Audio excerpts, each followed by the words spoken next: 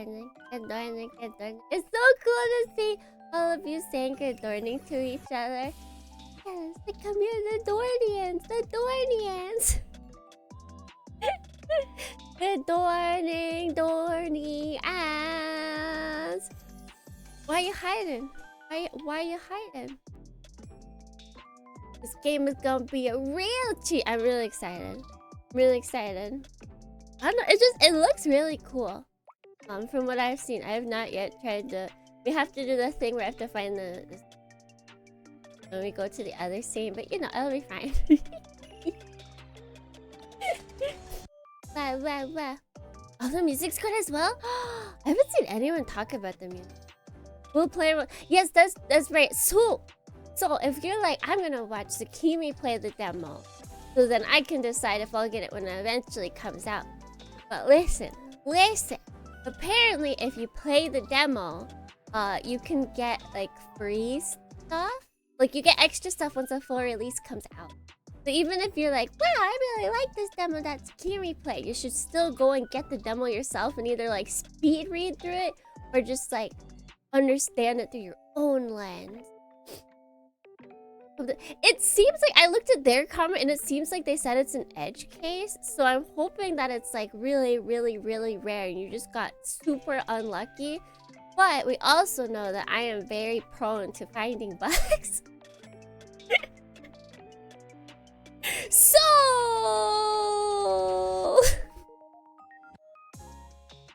we'll see if we get stuck after the prologue.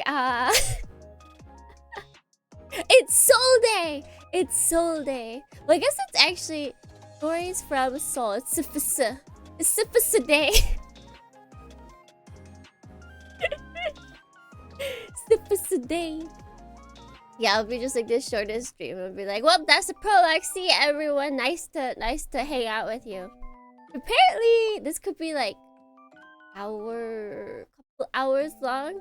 I don't have to go into work again. I do have work, but I don't have to go into work today, so we can spend some hours if we have to. But let's see. Let's get to these. Oh, there it is. I found it. Good Dohrnii, Gabriel. Good Dohrnii, G. Good Dohrnii, Fates. Good Dohrnii, Otsukimi. Good Dohrnii, Wander. Good Dohrnii, Dustbin. Good Dohrnii, Spoopy. Good Dohrnii, Tigers. Good Dohrnii, Ravioli. Good Dohrnii, Mew Kissy. Good Dohrnii, Ed. Unfortunately, it's a small enough game to where it's like, right. I think they just said like try restarting and try reinstalling. We'll find out what we. Oof. And hopefully that just doesn't happen. Maybe we'll find some cool other bugs that don't stop us from playing. Hopefully, I don't. Maybe we get cool bugs. Maybe we find cool bugs. Like unlimited. Like what if we just find the bugs that let me skip everything? God, my Slinky's stuck in my.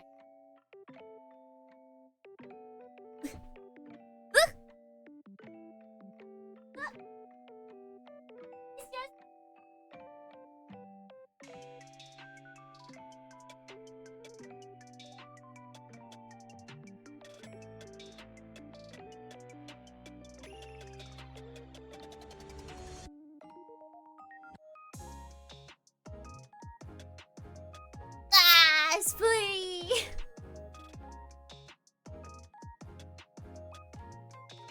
Remember it being a tiny. Was it okay? I feel like we might. I planned. Man, weather's so weird. I know I talk about the weather a lot. Like my only boomer thing I do. But it's like I feel like it might be like a 4x3 screen. Like we might be able to play it on the retro area. We'll find out. Maybe I can open it first. Did we already bug out base? I bugged out IRL. My chair bugged out. Yeah, the weather is like weird in Japan right now. Like, what is it? Sunday, Osaka saw record high temperatures for like the first time in like a bajillion years. Like it's 27 C in November. Which is wrong. I remember there was one time I came to Tokyo in November. Oh, and it was snowing. It was snowing. Where is the snow? I think we're gonna stay in like double digits all month. It's great. Recently learned that gas canisters in cheap office and actually. Wait, I didn't even know that there's gas in. That's terrifying. That's terrifying. Sounds like typical Midwest weather to me. No, that's wrong. This is Tokyo. We have crazy weather. Like I had the absolute. It wasn't even a dream. It was like the only thing I remember was like there was kind of just like chill music happening, and then there was like a giant shh. Like someone was telling me to shush, and it was really loud, and then I woke up, and it was like my heart was racing. It was like some kind of nightmare, but all I remember is the shh part. It's kind of creepy. It's like whatever shushed me was actually like keeping me away from my dreams. It's keeping itself a secret. I feel like I could easily write a horror movie about it. But yeah, I just like woke up. Like eyes just like popped open. It was like that was weird. Like I verbally was like, okay. I became a what is it, MCU character written as like, well, that just happened. That's when the chair bites back. I have to investigate this. It was weird. But so I was like, then I looked it up and I was like, apparently hot weather makes you more susceptible to nightmares. So I just took off my pants and then I called it a day and I went back to sleep. It's like, this will be good. This works.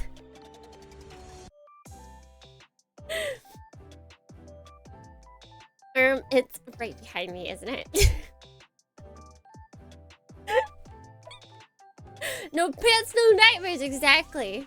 When in doubt, you take off your pants and you hide under your covers. Easy as peasy. Hot weather is spicy. Did I have chili oil? They weren't that spicy though. It was like, I was trying to see if I can find store-bought that was good. It was not very good. It wasn't spicy, so I feel like it has to be the weather. Let me start up the game. Hey, let me do outside of the start up. Sleep free or feel warm, try. Space Colony Studios. Oh, it's baby! Oh my god!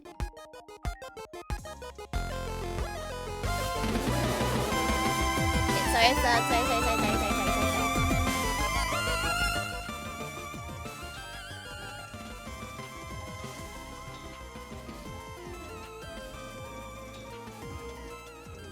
Okay, let's go to retro. I don't have anything.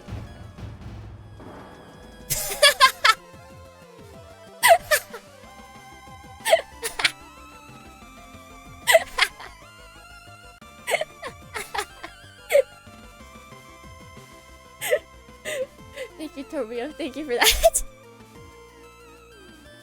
God, the music is good. Just this. I'm just gonna call it Diffusa. Diffusa. What was it? Gundog? Diffusa GD. Breaking page. Thank you. Or good Dohrnii. God, I got messed up. Yeah. Diffusa G. Pacific window. Is it? There it is.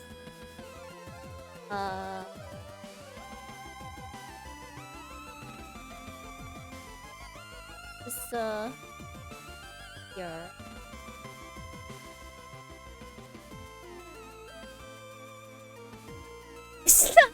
It's absolutely not this. Person. Wait, let me check out the let's see.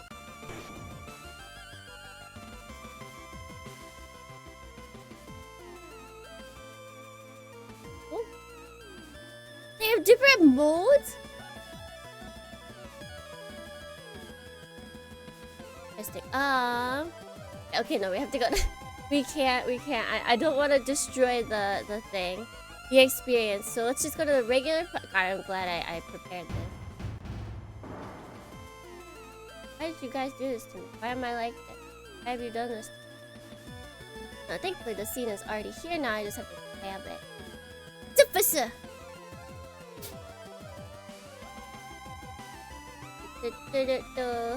Oh, we're gonna. Is there?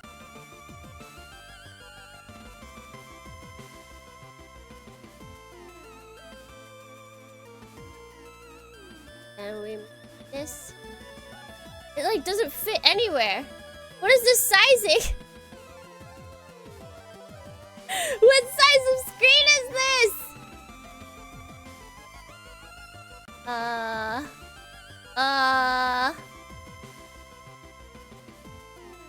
800 by 600? Okay, I will remember that for next time. I'll get us a retro computer. I'll get us a retro computer for next time.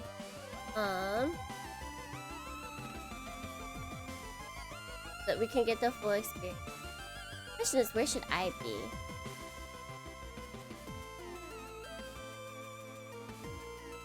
You just joke. Honestly, I would believe it. Just get a border. We have a border. It's 2 black lines. I hope you guys appreciate it.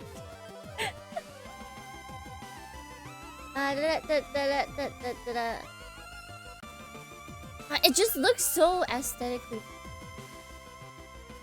Let's see. Let's start. 21st. Planetary calendar. Following the raft of oppressive policies backed down Earth-based government of the Solar Federation, the great forces of the Martian territory, and the Jovian Unified Colony Fleet rebelled. This conflict came to be known as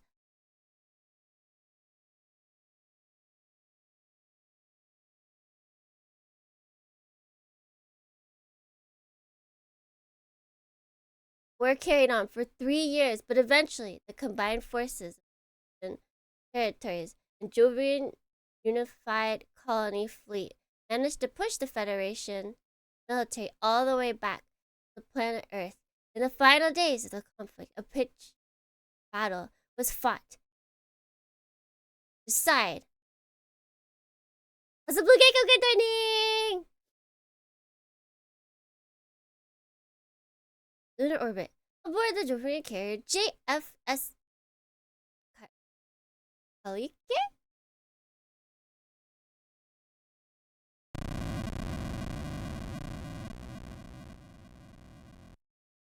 You reflectively tighten your grip on your armored frame's twin flight stick as another wave of vibrations reverberates the cockpit.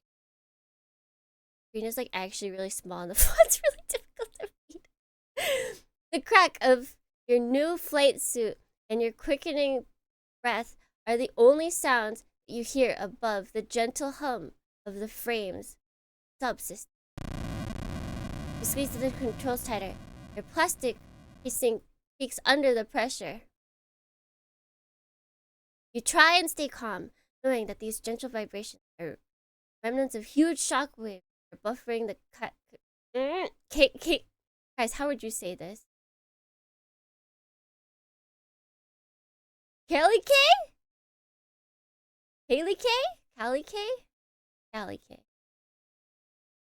This is a new release. It's a demo. It's not even fully been released. Callie K. Callie. I'm gonna call it Callie K. The carrier that you're stationed on. Each one of the near misses. Each one is a near miss as an explosion tears through the space around the ship. Callie K. You try to push the thought from your mind and focus on controlling your breathing.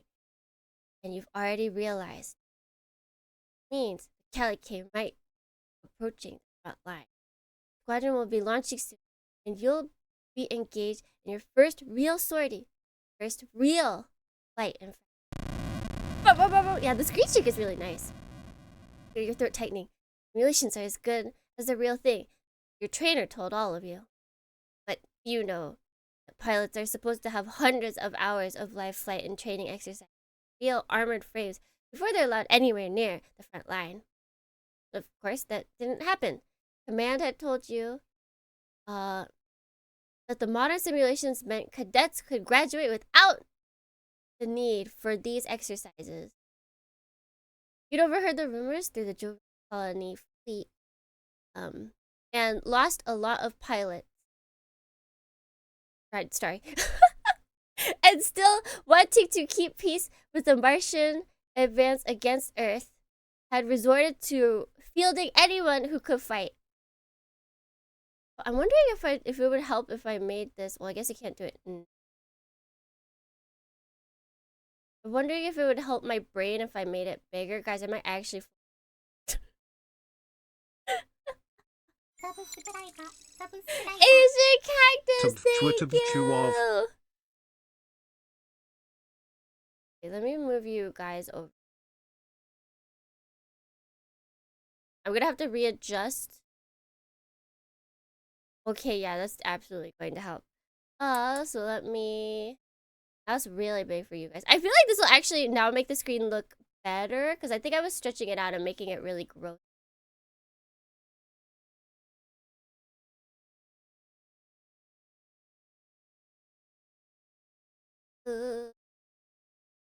Yeah.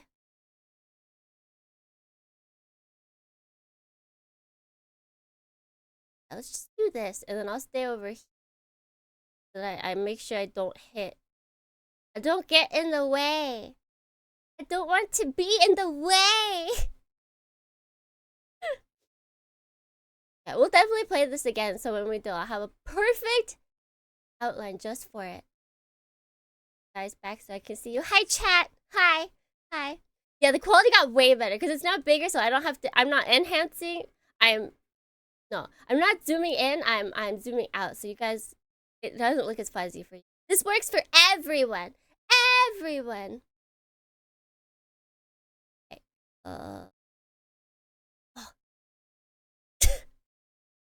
I think it was the small plus font combo that was getting me.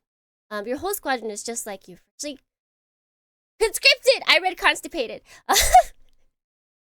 Freshly conscripted from your Europa colony.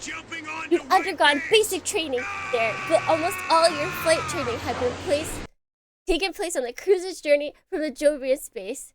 Yeah, freshly constipated. I wonder how the others are feeling right now. Whether... Oh, God. Maintenance crew. Kali K5, Kali K5. This is flight deck. We're preparing your squad for takeoff. Running last-minute diagnostics on your frame. Activating all systems. Now. Alright. Looks all good to go. We'll run a few more checks. Then we'll have spaceborne in a few minutes. Ready to show this Terrance who's boss? Oh, am I gonna be the silent pro tag?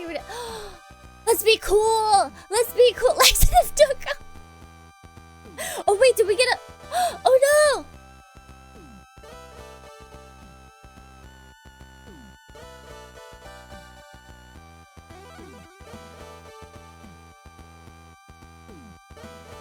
Alright, I'm gonna be cool. I'm gonna be, oh gosh, the me that I've always meant to be.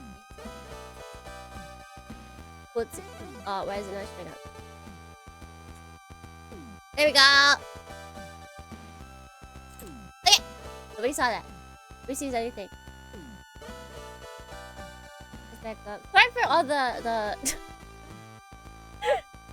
Scuff! Shmup. Judah versus Amuro energy. Yeah, this is supposed to... I think it was like... Oh god, no. You guys should go look at my tweet to see exactly what they're trying to emulate. But I feel like whatever... They have done it perfectly. This is so cool. Yeah! Can't wait! Oh my god. This is me. I try to be cool and I still am not cool. I can't wait to get out there. I'm gonna... You stammer. Try your best to convince, not the engineer, but yourself that you're ready for what's waiting for you. Whoa, take a breath there, Kylie K5. It's not gonna be that bad out. No need to get all riled up here in the hangar. Hangar. Tell you what, pilot, what's your name?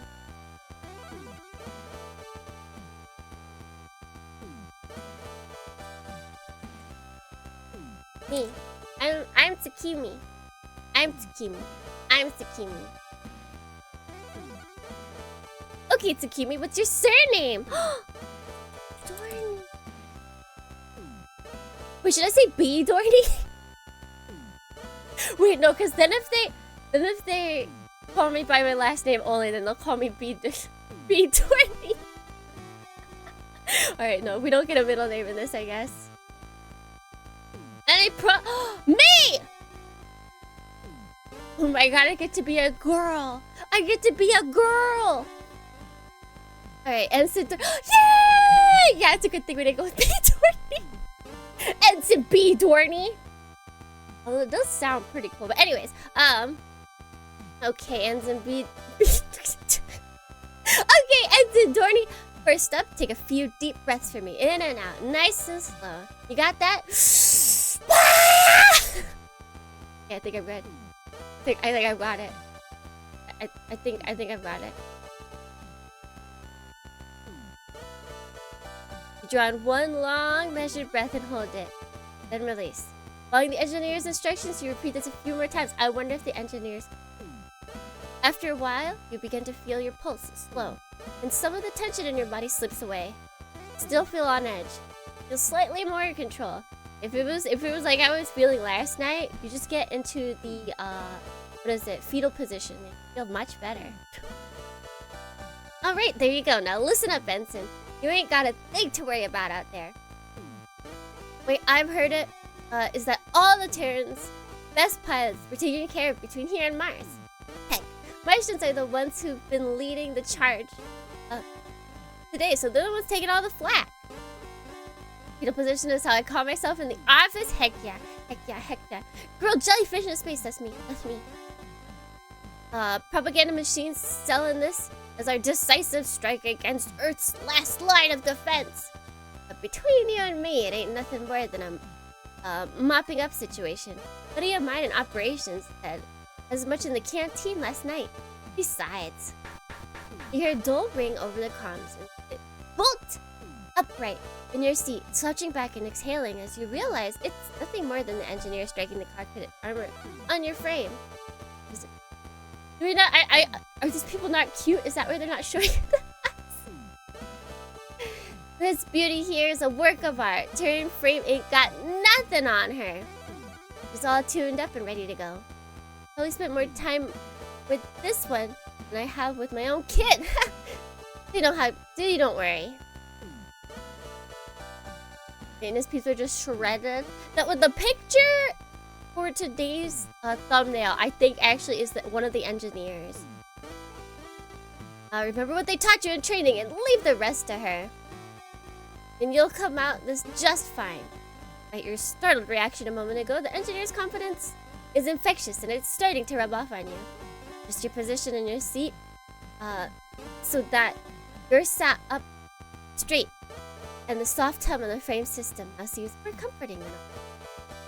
It's a mopping up operation, you think. Martians have done all the work, so we're sitting pretty here in our top of the line frames. Yeah, that's what I'm about.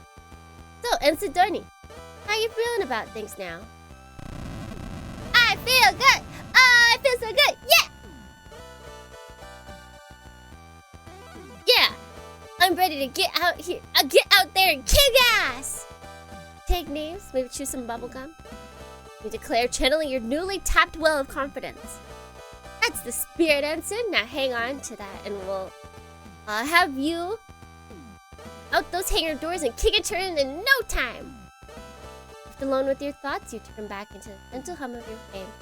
Watch the seconds tick away on your cockpit clock whilst you wait for the order to launch. To the energetic, hot-headed... No, I'm gonna live. I refuse to take your... Look, maybe I'll have some hard times, but I'll get through with the power of friendship. The wait seems to drag on and on. Carry out a few last-minute flight checks, but as you'd already completed them when you boarded, nothing has changed. Thank you, thank you. Ah, good Dohrnii, si Annika, good Dohrnii, Raspaz. Let's see, did I miss any good Dohrnii? Nope, okay, we're good. That. LuKremBo danza. Alright, pilots, listen up. This is LuKremBo. We've been cleared for launch, so be ready for immediate action. All frames will be taking off in designation order. Attack formation, sound off! LuKremBo2, ready! This is LuKremBo3, ready! Oh god, that guy looked like a... He looked like a not so cool guy. This guy's got glasses! LuKremBo4 here, ready to take off! Or ready for takeoff. Hello? Me? Me? LuKremBo5, confirm your status.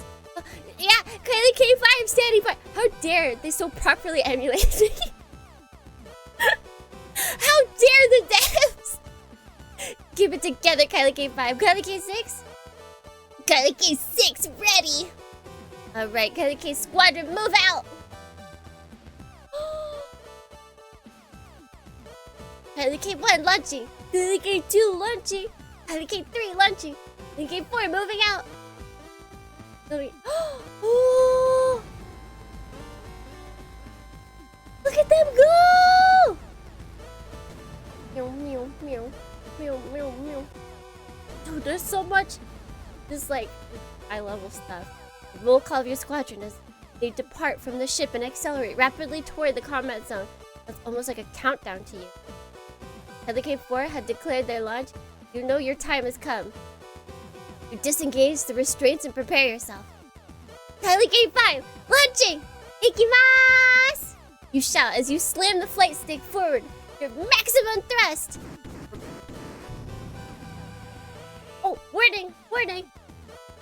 LuKremBo5, abort launch! Cut thrusters! LuKremBo5, abort launch! Cut thrusters! The engineer's instructions barely registered in your confusion. As you jerked around the cockpit, your helmet slammed on the control panel as a brief moment of thrust throws you back into your seat before you're whipped forward again. Warnings flash all over your monitor, and sirens and alerts sound from all over the cockpit. LuKremBo5, abort launch! LuKremBo5, abort launch and cut thrusters! It takes a few seconds for you to comprehend the engineer, but once you do, you quickly pull the flight stick back to their neutral position. Or if your frame's engine dies, then your cockpit gains its previous stillness. You wince at the metallic taste of blood as the metallic taste of blood fills your mouth. You're not to be weird. When it accidentally happens, the taste of blood is not that bad. Alright, LuKremBo5, hang tight for a moment. Your frame's restraints didn't accept the disengage command. You're still attached to the LuKremBo. We're going to need you to run diagnostics. It shouldn't take too long. Are we gonna miss the whole battle? You slump in the cockpit's chair and exhale deeply. Your heart's still pounding a million beats per minute and your lips stinging. Hello? Hello? You continue to slow your breathing as you listen to this still open communication channel from the maintenance crew as they work to get your frame released. Hey, yeah, looks like the restraints disengaged command didn't register. Yeah. Unit 5. Alright, yeah. Hit Unit 6 out. No nonsense, or no sense waiting for this one. Okay, there's the diagnostics. Reboot if necessary. Yeah, just turn it off and on again, obvious. Hello? Oh? LuKremBo6 launching! Oh. Whoa! Oh, look at him! Off he goes! Dang, the sprite work of this is crazy. What do you mean hardware faults? We've checked this 10 times since Mars at least. Who was assigned to Unit 5 for... Oh. Fine, right. Shut down system and run the diagnostics again. I want this frame out and in within the next 5 minutes. LuKremBo5, we're going to shut down your frame system for a moment. So we can run diagnostics. Stay ready though. We'll have you launching soon. Will you though? Will you though? LuKremBo5, understood. Ready and waiting.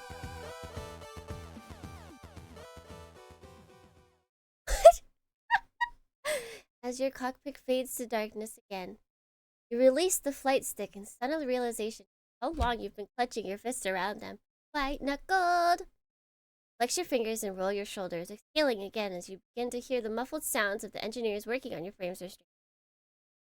Staring at the dead monitor, you slowly begin to smile. What you wanted, wasn't it?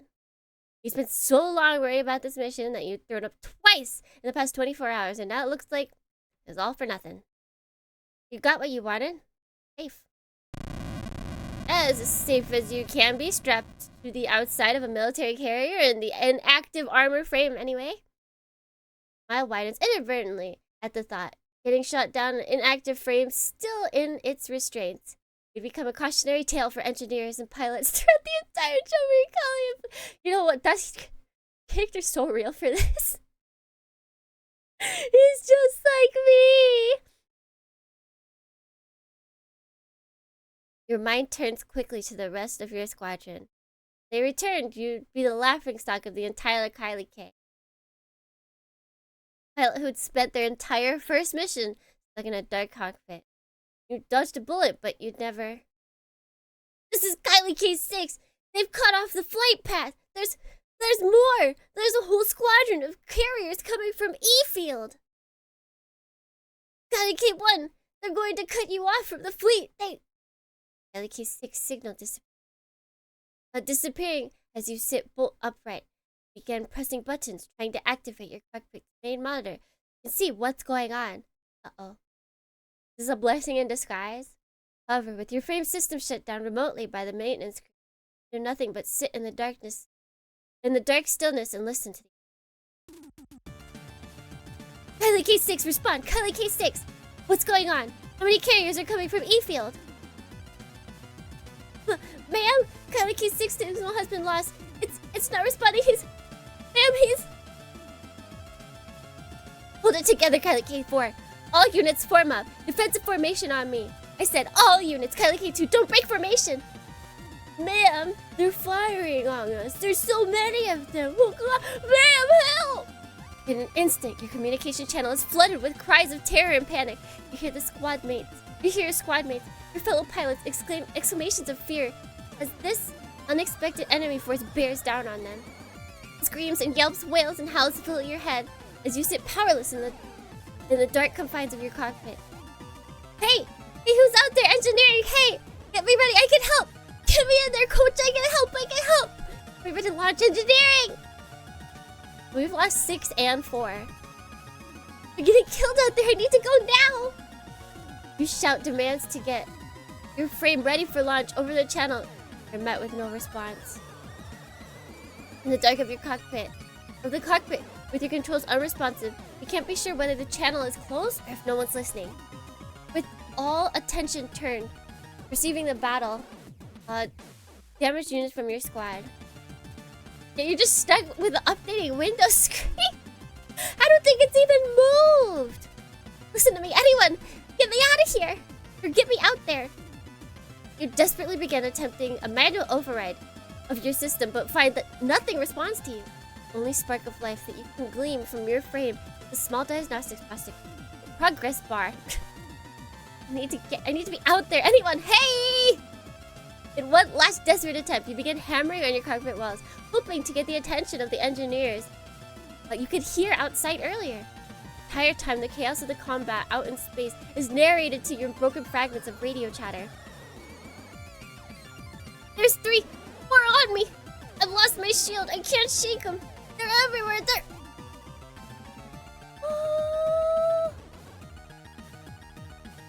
The line of retreat's totally cut off. We can't get back to the ship. Ma'am, what do we do? Stop panicking and form up. 3 and 4. On me. We're going to punch a hole through the formation and... Am I under? Ma'am? Ma'am, come in. Ma'am? Oh, God. Oh. One by one, squad's signal disappear. And cacophony of panic disappears, replaced by the gentle hiss. Static. Ed, are you still there? Can you hear me, Ed 1? Stop hammering on the side of your cockpit as the last voice is cut off. You're drenched in cold sweat now. Your empty stomach feels like a rock has sunk to the bottom of it. Lean back and stare blankly at Pilot K5.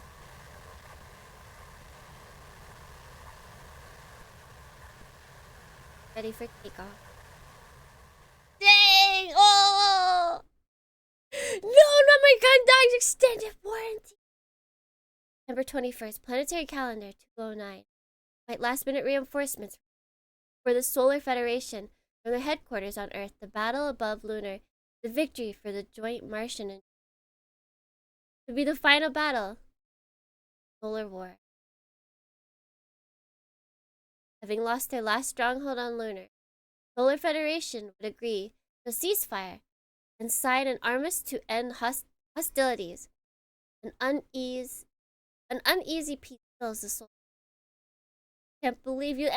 If they would have let me out there, coach, I could have single-handedly wiped the floor with all of them. All my time in training would have got them. The conflict between Solar Federation and Martians, Great Alliance, concluded. Kylie Kate and her crew soon returned to Europa colony near.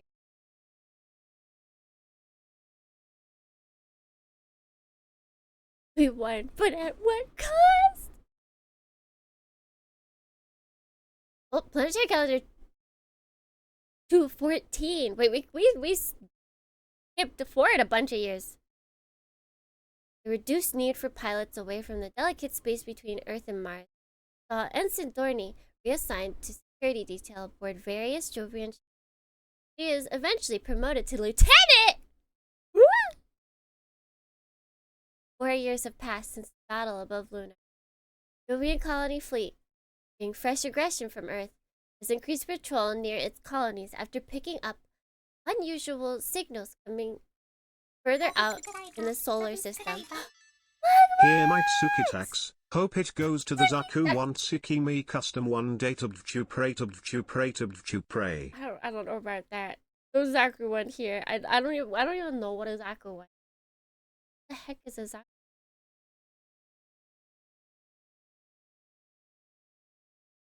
Ship. JFS Gundog is dispatched to support the JFS O'Brien in its investigation of these signals. We're in the Gundog. Here, Zaku one. Don't put "wov" after that. That is an insult. Jovian space. Aboard the Jovian patrol ship JFS Gundog.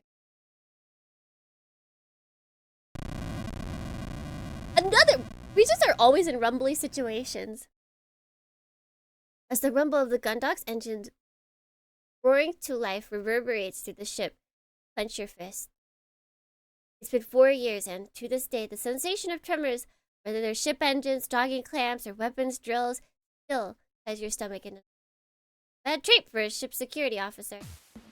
Shake your head and exhale slowly, taking a moment before stowing the last of your possessions and pushing the door closed. With a click as it locks into place, the exterior plastic paneling sits completely flush with its surroundings. Stepping back, you look around the room. Another deep breath and hold it in for a moment. That was just Char's a liar! Also, hello, hello, welcome in. Sure, I didn't miss any.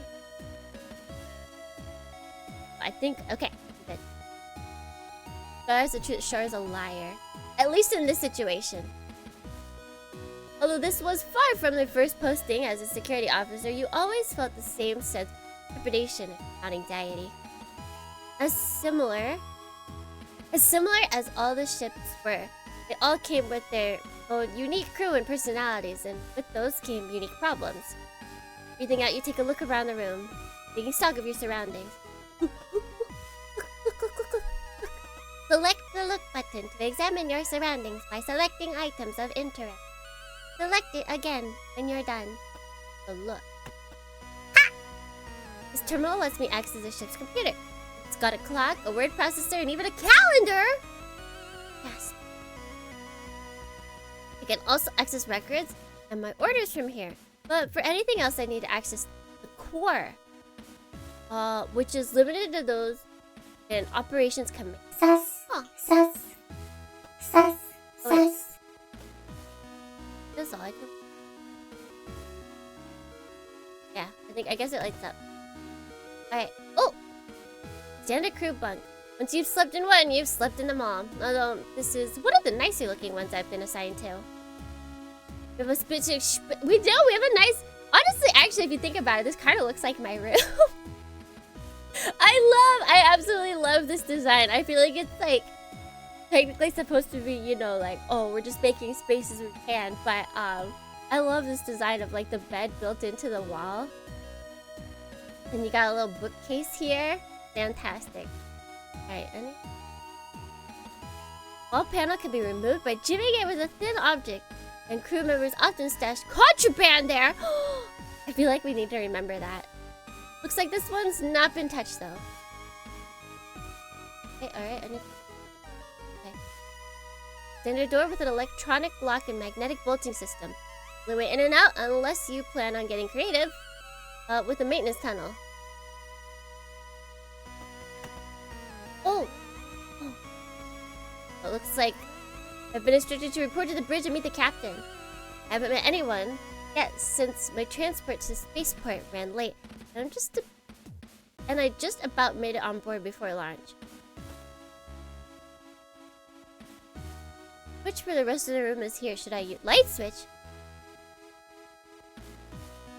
Okay then. Dark!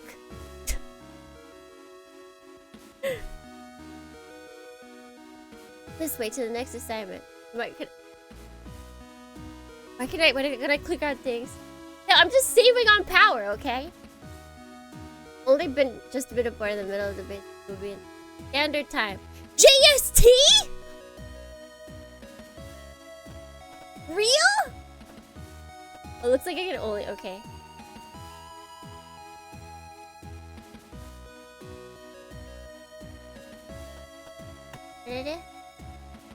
Oh, we can use the move button. Okay.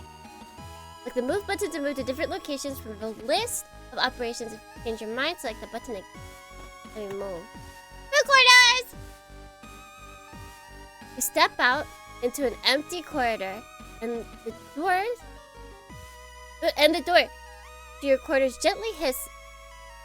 You step out into an empty corridor and the door to your quarters gently hisses shut behind you. Keypad gives a short series of beeps and you hear the locking gate. So because I turned the lights on, did that hurt your eyes? Are you guys all neat? So are you guys okay? The dull thrum faces of the ship's system is barely audible, but otherwise you are stood in total silence. The air is cooler outside of your quarters and the corridor has a sterile lack of aroma. This has been the same on every ship station, or that you've been stationed on. And at this point, it doesn't surprise you. Okay. Swift class patrol vessel, which means if I leave this quarter block, I'll be in the foreside thoroughfare. If I go right, oh god, guys, remember this for me. If I go right towards the aft, I'll arrive in the central hub, and then I can head to the bridge. Yeah, obvious. Yeah, obviously. Anything? I could look at all the doors. Dylan D's nuts. Can't say I've run into them on any other ship. Dalton Grange, not someone I've met before. LuKremBo. Doesn't sound familiar. Is this Hansen Krui? I feel like that's a very unfortunate. Make a U. Wait, what could I use? I may be security, but under normal circumstances, I could just barge into someone's room without being invited. Why not? Why not? Let me in. Let me in! I think going in there would be a good idea. Let me... Okay, I think it's gonna give it... Yeah, okay. Alright, let's move. Foreside thoroughfare. You leave the crew block behind and find yourself a much larger corridor that stretches off to your left, and with multiple small corridors leading from it. To your right, the corridor leads to a large plaza-like space. A very faint breeze coming from their left ruffles your hair and chills you slightly. And you hear the sound of human activity. Good Dohrnii, Kama! Welcome in, welcome in. Humans? Humans? From the right, you can hear the hum of the ship's engine more clearly now, as well as the occasional low, quiet whirring sound. It's like I was right. This portion of the thoroughfare will let me access both sets of crew quarters and the mess hall, the hangar, and the central hub. From there, I can access the rest of the ship's areas. I should hurry up and meet the captain before I look around anywhere else. Fine. Warning, low gravity. Oh, okay. Okay.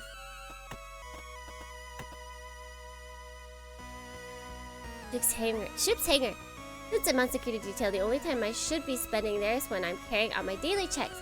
The larger ship, you see people coming and going constantly, so it's scary how quiet this one is. It let you through! It only gave you the option to go back to your room. Oh, that's not fine. Well, that's one bug we've avoided. I think that's all I can. Central Hub! You enter the central hub, you hear a low whirring noise. Engines grow louder. You can see the readout above. One of the elevators changed, letting you know someone is using it to travel to another part of the ship. Looking around, you see the entrance to both the fore and aft side thoroughfares, as well as the corridor to the airlocks. These elevators will take me to the bridge. Captain will be. I shouldn't waste any more time, but what if we did? Which is going to be access to the two thoroughfares. Okay, there should be access for maintenance callways. Home! I feel like eventually we'll have to use those. Okay, so say both. Bridge. Knowing that you need to report to the captain who, at the point of the ship's journey, should be stationed on the bridge. You make your way towards the elevator. Press the call button. Sit back and watch indicators above each elevator, waiting for one to arrive. That's me. Every time I'm on the elevator, it's like, which one's gonna let me on? Which one's gonna let me on? Wait, your mind begins to wander. When you're caught unaware, as you feel something suddenly jab at your back, and a voice behind you declares, "Hands in the air! Identify yourself!" Your posture stiffens as you snap back to reality, caught completely off guard by the voice behind you. Thoughts race through your mind as you try to figure out what's going on. Could there already be another security detail on board? That shouldn't be possible. As far as you knew, you were the only one unless... I said, "Hands in the air, punk!" You tentatively raise your hand, palms flat, facing forward. Whatever has been thrust into your small back is removed slowly, and you hear the person behind you take a step back. Tail begin to turn. Lieutenant Dohrnii, security detail, ID SO254 JFSG. I'm on my way to be the captain too. Look at her, she's cute! I forgive her of all her sins. Where you'd been expecting a gruff crew member, instead you're met with a bright, cheery officer waving a pen around with a large smile. That's not a pen, that's her finger! You're taken aback for a moment, as this isn't just any officer, this is... Hezzy, what are you... Hugs! Tsukimi, I miss you so much! Childhood friend? Childhood friend? You big doofus! You should have seen your face when you turned around. You were all... I love the face you make when you think you're in trouble. It's like you think playing the big soldier will get you out of trouble. It's so cute! Lieutenant Commander Cassandra Quinn. You should have known, really. She's always been one for bad jokes and stupid pranks as long as you've known her. Childhood friend. Childhood friend. Her less than professional attitude and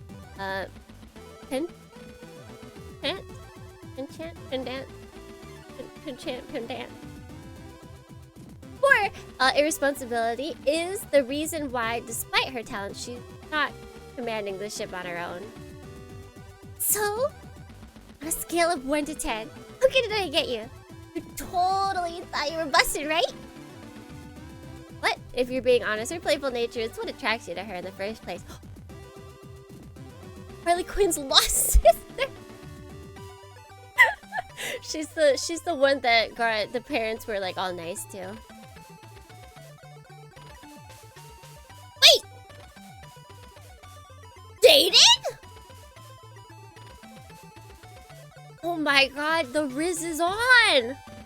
I've already got a girlfriend! Haha, suck it, losers! We've been dating for nearly 2 years now, but a lot of that has been over electronic mail or in letters. Your postings have never lined up until now. Easy, what are you doing here? I thought you were stationed on the Reliant. Never said you were being transferred. What happened? Well, the thing about that is, you might say that a disagreement with the head of operations, the Reliant, led to a lateral trajectory for my career. You're not even ready for the... Yes. No, not the childhood... No, this is the best pass, Squiggle, get out! All of media is too afraid. The path is too powerful for them. Xander, please. Okay. Well, maybe when it came time to change the ship's cybersecurity password, I couldn't be bothered to spend all day sitting at the computer core, waiting for it to generate new code, so I just changed all the existing passwords by a single digit. You place your face in your hands as a dull groan rises from the back of your throat. This is the first time you've heard of stories like this. And maybe it turns out when they run the cybersecurity drill, they assume that the enemies have your old password. So try to brute force. So try brute forcing from those. And maybe that meant the ship was compromised in 0.5 seconds. But at least I found out I'd done that in a drill and not a rail engagement, right? I basically saved the entire ship in advance.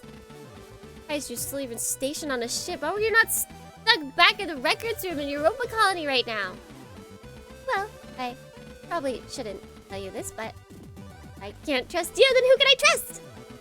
It turns out this mission was organized at really short notice and the Gundog was the only ship available. The problem was that they'd been having issues with the crews, so they had to transfer some in short notice. Lucky me that I'd so recently been made available. I think she's our fail girl. Because, you know, we gotta have tropes, and I feel like she's our fail girl. But we love her regardless. That's weird. I'd only just been stationed on the Duke, so I shouldn't have been free to transfer. Did she pull us in here?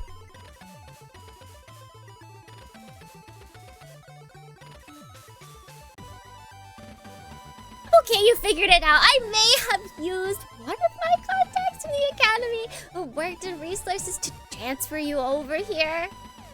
I'm pretty sure you know every regulation you broke by doing that. Oh, what was I supposed to do? Getting stationed to some tiny ship heading out to the middle of nowhere with no one I know on crew? We haven't seen each other in months. Aren't you glad to see me? Of course I'm glad to see you. I miss you too, you know, it's been a long time. You don't become part of the Reliance Operation Department without some serious talent. I'm not going anywhere. Oh, you said you were on your way to see the captain, right? Have you had a chance to take a look around the ship yet? No, not yet. I was going to. Great! I'll show you around. I've been here a few days, so I basically know what this ship looks like. Know this ship like the back of my hand. Where do you want to go first? I was on my way to see the captain. I felt the engine start up, so I know we're launching soon. I thought that I should probably report in as soon as possible. With some serious talent, she says.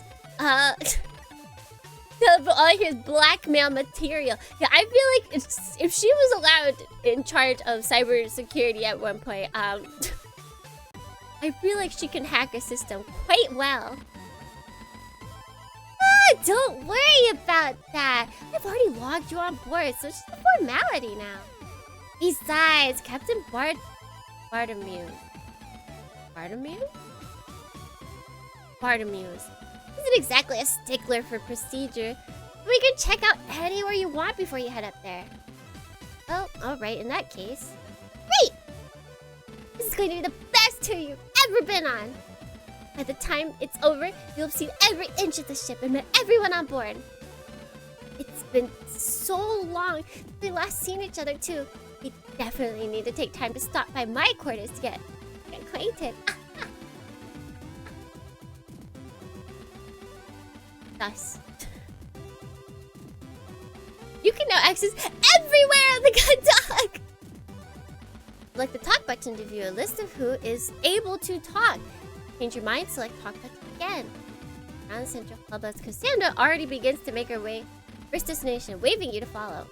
Might be a small ship, you think, but now would be the perfect opportunity to learn its layout and familiarize yourself. Where you'll be spending your current duty. I have free reign. Captain Trading Kit. Wait, what? Is that how you were reading her name?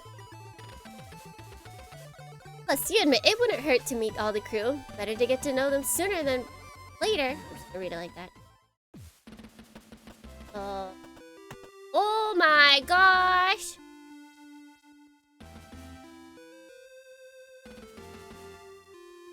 Nurse! Nurse! Nurse! Nurse! Nurse! The elevator door hisses open and you both step into a wide open room. You're immediately struck by the glare of the high-powered lights that are set into the ceiling. Just as you regain your vision, a powerful aroma of clinical disinfectant burns at your nostrils. So that's a good smell. Clinical disinfectant? Good smell. Barter trading music. Oh! I see what you did there. Yes. Yes.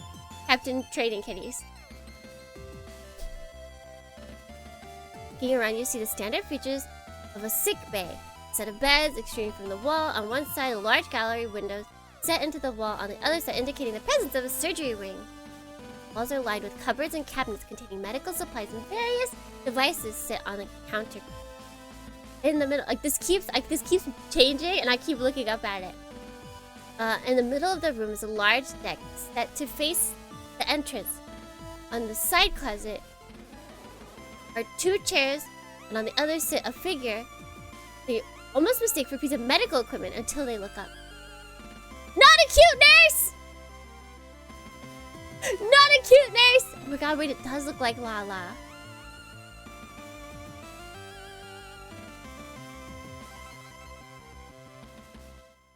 You'd like the captain once you meet them?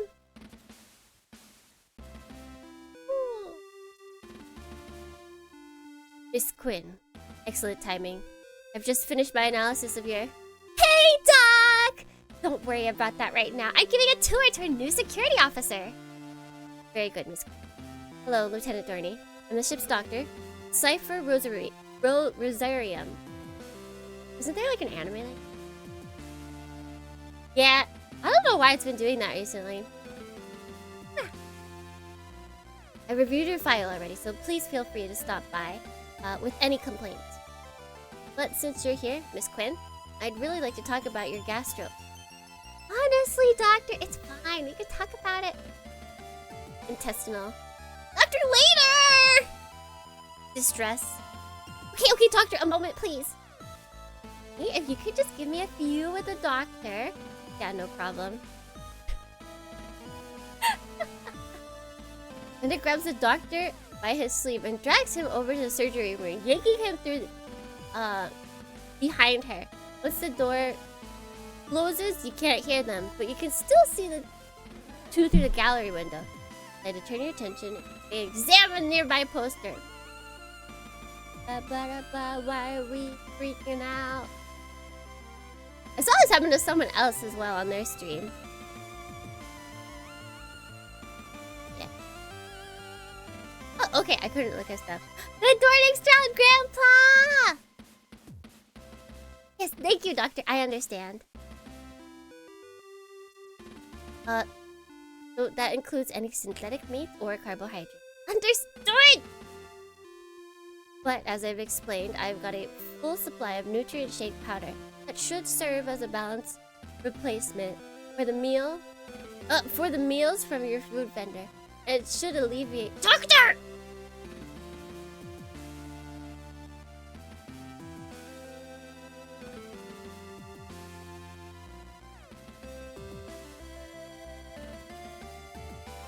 Tummy bubbles. This door is moving on! Wow.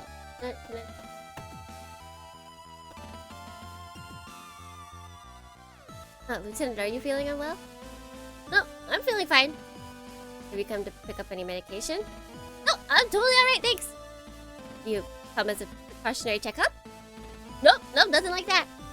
And are you here to ask about my mechanical elements? What? No, of course not. But also, if you want to tell me about them, feel free. Oh. Well, in that case, Lieutenant Dohrnii, I'm not sure I can help you today. Don't worry about it. I want to know about the... Should we go talk to the captain? Because we can! We can, that's the thing. I've been let down. We didn't have a cute nurse. Step from the elevator into the bridge to what seems to have been a pretty quiet atmosphere, but totally silent as two women! Present. You had previously been observing a screen turned to face you.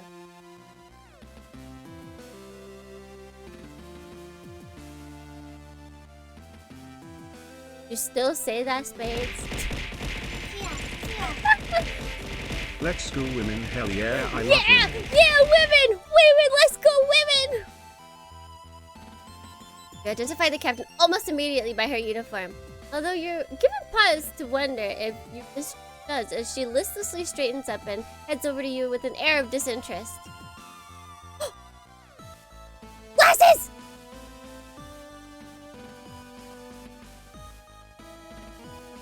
The other woman shoots you a look but remains— No, see, that means in-game Tsukimi has a girlfriend. That means that's the best. But me, Tsukimi, we can all have excitement about the rest of the characters. The other woman shoots you a look, but remains seated at her station, quickly turning away when she realizes you've caught her looking your way. The curtness of her reaction catches you off guard as she quickly returns to what she'd been doing before you entered. Hopefully, Casey's presence can thaw what you feel might be a cold reception. Lieutenant Tsukimi Dohrnii, entering the bridge and reporting for formal assignment. You declare, throwing a sharp salute with Cassandra, quickly following suit. Lieutenant Commander Cassandra Quinn, entering the bridge in the accompaniment of Lieutenant Dohrnii. Take it back slightly as you realize that you've hardly ever seen Casey be serious about anything, even her position. Whenever she's had to talk about her assignment, it's always been dismissive or in a joking way. You're caught so off guard that you almost miss the captain addressing you. We all know what voice she has, don't we? We all know. At ease, Lieutenant Commander. You and Casey both lower your salutes and loosen your posture slightly. There's a slight pause, which you can tell is the captain sizing you up. This informal assessment lasts a little bit longer than you're comfortable with, until the captain releases a heavy sigh. Welcome aboard, Lieutenant. I appreciate your prompt appearance. You'll have to forgive me for not coming to formally welcome you to the Gundog when you first boarded. The order to depart was an urgent one, and we needed to head out as soon as possible. We wouldn't have left without you, of course. We'd been given word that your transport was running late, and the system notified us when you were on board. So, I made the decision to set sail as soon as we'd received you. Good morning, Alorina. Good morning. Good morning. And she's got the uniform. I like her fluffy hair. Thinking about it, it was unusual that they hadn't been a formal onboard processing beyond the dock staff, taking your idea and guiding you on the gun dog. You'd not realized in the rush, but now it was obvious. But it did make sense that if Angel this was an Dohrnii urgent Saint dispatch, here. the ship Wowie would awooga, launch. she has the fit. She has the fit. Launch as soon as all of its crew were on board. Not a problem at all, ma'am.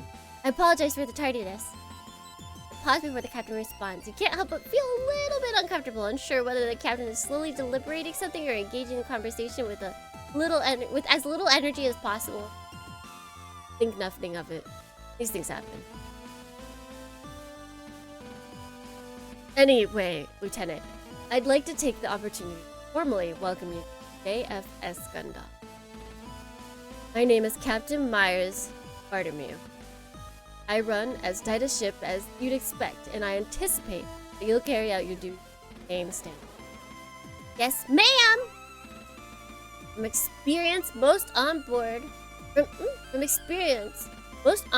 procedures have involved greetings and speeches from the captain that have ranged from serious to almost ceremonial. In comparison, Captain I keep wanting to call her Bartholomew. Bartomeu's introduction is almost lethargic. Good morning, Coleman! Good dog, where's gun cat? Maybe that'll be their next game. Your card, Lieutenant. Yes, ma'am. Use the item button to... Okay. Item button. Item 2. Okay.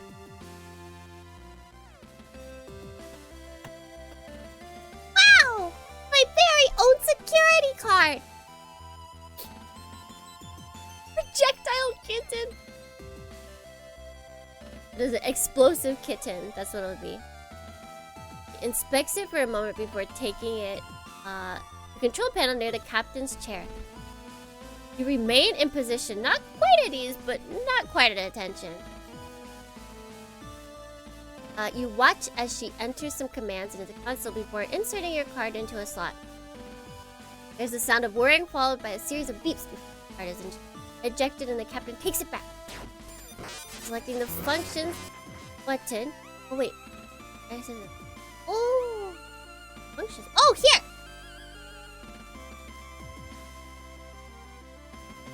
You are out of soldier uniform. You're out of uniform, soldier. Where is your security card? What happens? The way you'll move to the location ahead. Also be your current objective and other important information. You're gonna select the function. Wait, no. Ah! I want to click the function button! Can we go back? Yes, we can. Okay. With this, Lieutenant Dohrnii, you now have access to all areas and authorities befitting this ship's security detail. Responsibilities begin with immediate effect. Thank you, ma'am. You're also now authorized to take an appropriate electric shock weapon from the armory. What? We have a weapon? I guess for security, so it makes sense. But what? If you have any further questions, then you know where to find me. Dismissed. Oh, we have a deep sea spice armor. Alright. If only she was still on screen. I'm so sorry. This is her. As she's walking away from you and going back to the lady who gave us the glasses lady, the Megane Bishoujo. She can hear her click-clacking of her shoes and she goes, ara ara. We can still talk to her. Wait, actually, no.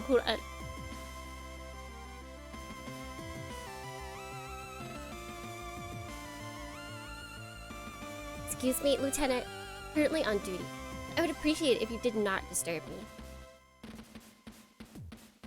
Wait, Lord? Oh, her last name. Lieutenant Lord! Lieutenant Dohrnii is the ship's head of security. Since I'm here, you can take the time to introduce yourself formally. Great! You got this! See you in 5! You're the security officer that Cassandra's been going on about? That's right.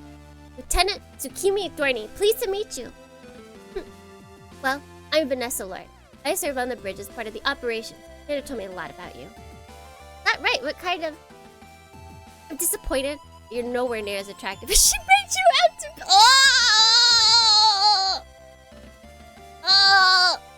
Oh, it hurts! Oh!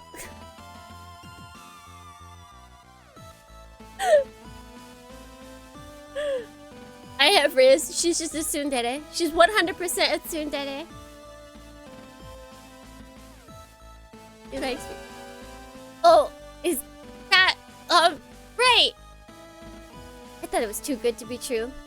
Some dashing officer would be transferred here at the last moment. Instead, we just got another lung. Well, how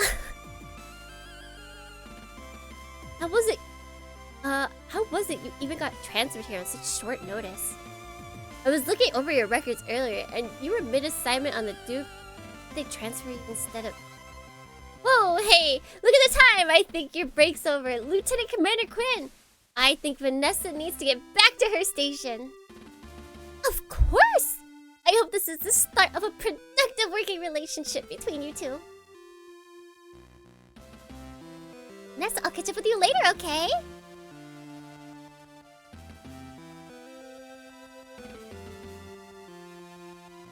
Yes, Lieutenant? Captain, when I received my posting to the gun dock, I was informed of my role, but I didn't receive the ship's briefing documents. If I may, what's the gun dock's objective?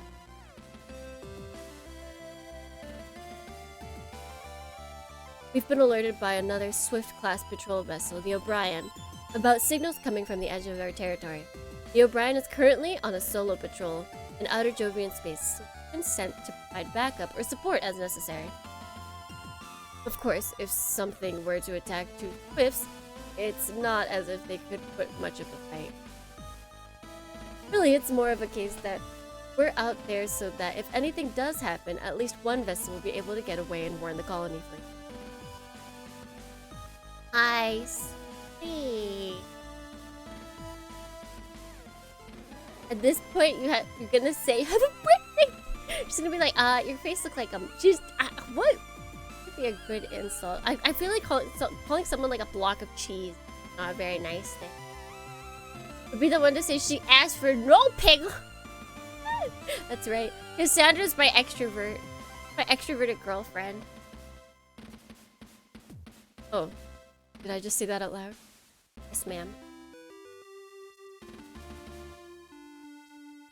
I like her. Not as like if this was a true romance experience, I would go for her, but I like her. Forget what I just said. That's an order. Yes, ma'am. Alright. We could talk to Cassandra. Function. Wow! Harder to read than I imagined.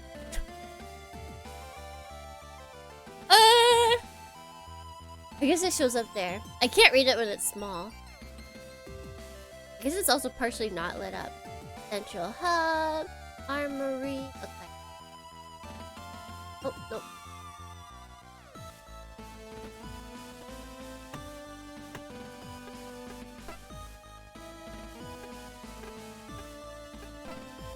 Oh, okay, there it is. I was like, wait, how do I go back to this? Get familiar. Oh my gosh. Okay, so we just have to visit everywhere. Oh my gosh. Look at all the information. I will not be reading that. That's too much.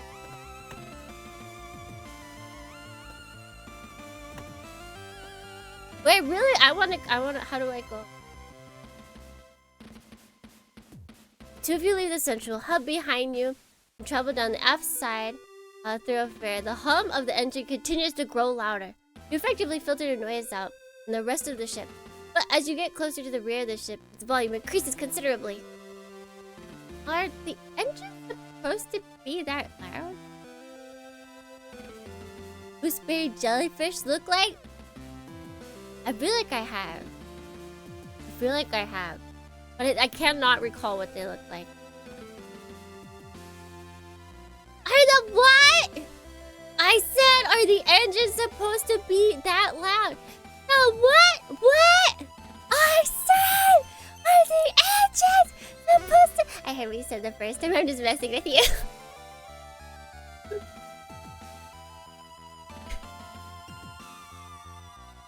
You could have fooled me. I've never been on a ship where the engines are so noticeable. Is it supposed to be like that? Supposed to? No, not really. But the Gundog is a Swift class, a type of patrol ship that's designed for rapid response. They're made to cover large areas of space quickly and often basic assistance in distress. Offer basic assistance. That or be first on the scene to gather intel and issue warnings if anyone comes too close to Jovian space. Which means, design-wise, they prioritize speed above everything else.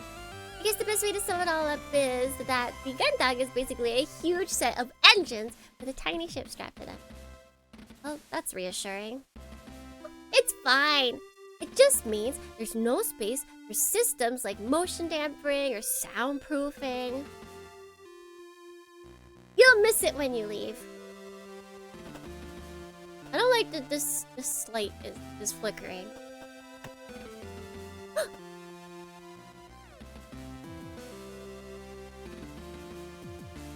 As the two of you continue through the thoroughfares, the thrum of the engine grows louder still. I was following the engines. The featureless paneling that has made up the majority of the ship's interior quickly gives way to visible pipes and conduits. And eventually, smooth flooring transitions to grating, revealing more workings underfoot. Finally, the thoroughfare loads into one huge open chamber filled with masses of machinery. Terminal panels set into the side of various apparatuses cycle through different readings. The lights from the screen reflect off ducts and valves. All this equipment is separated by a grid of catwalks and access ladders. Wow, that's a lot of stuff. A lot of stuff is right. This is central engineering. Pretty much every system aside from the engines themselves and the central computers can be found in this room. All in one place, isn't that a little risky? Well, a Swift-class ship relies on an absolutely minimal crew. Gundog only has 2 engineers. I think they figured it'd be easier on them if everything that was important was kept in one place. That way they don't have to run from one end to the ship to the other to get all the repairs done if something goes wrong.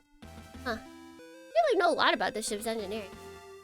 What can I say? I'm a pretty talented individual. Ha ha! Oh yeah.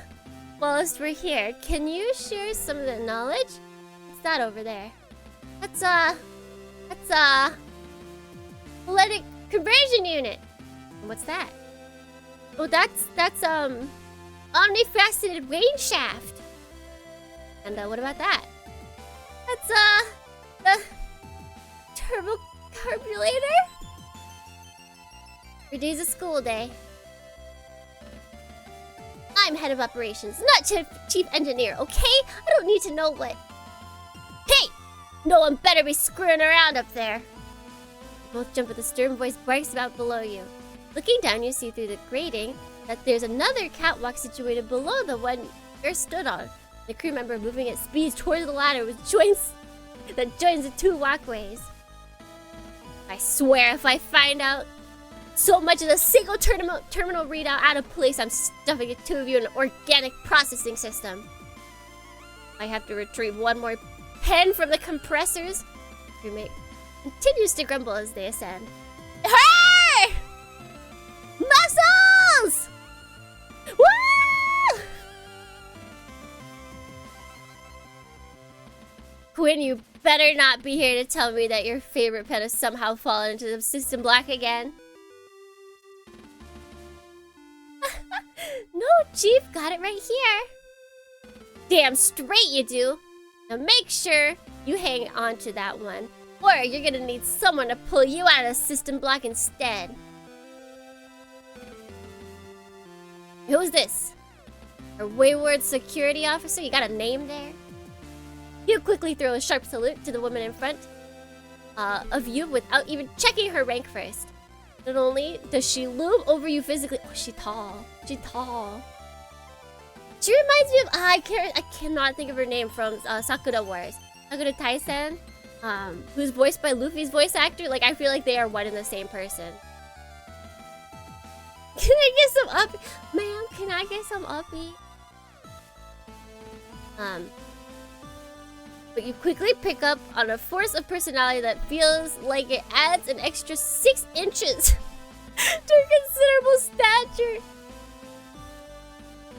Lieutenant Tsukimi, Lieutenant Dohrnii, security officer for JFS Gundog. Ma'am! This is a man business, Dohrnii. Name's Mackenzie Cathings. Chief Engineer. That's Chief to you. Yes, Chief! Damn straight. Now, what are you two of you doing in engineering? I was just giving Lieutenant Dohrnii a tour of the ship, Chief. That's so. Never been on a ship before, Lieutenant? First assignment? Never on a Swift ship or Swift class, Chief. I've only served on strike and supply class to date. That's so. Which strike vessel? JFS Victory and the JFS Thunderbolt, Chief. Victory and Thunderbolt, huh? Don't think either of those two are less than 3 years old, so probably wouldn't have seen what's new streamlined distribution systems. Wonder if you would have seen the power coils, though. I think the Victory was part of that production. Yes, Chief. Mommy. You and Cassandra exchanged a quick, nervous glance as the Chief, who previously seemed like she was about to physically throw both of you out of the engineering, suddenly begins a conversation with herself. You continue to stand to a nervous attention as she ruminates about ship's components. Chief, is there anything I can help you with about those ships? Oh, huh? Lieutenants! Didn't realize you were still here. Now you're off the hook, Dohrnii. Oh, I like that she calls us just Dohrnii. I like that she just calls us Dohrnii. Let's see. Not unless you can tell why the Victory was outfitted with the 3rd generation B pack upgrades anyway. Sorry, Chief. Don't think I could. Tsukimi missed the... Wait, what race? Yes?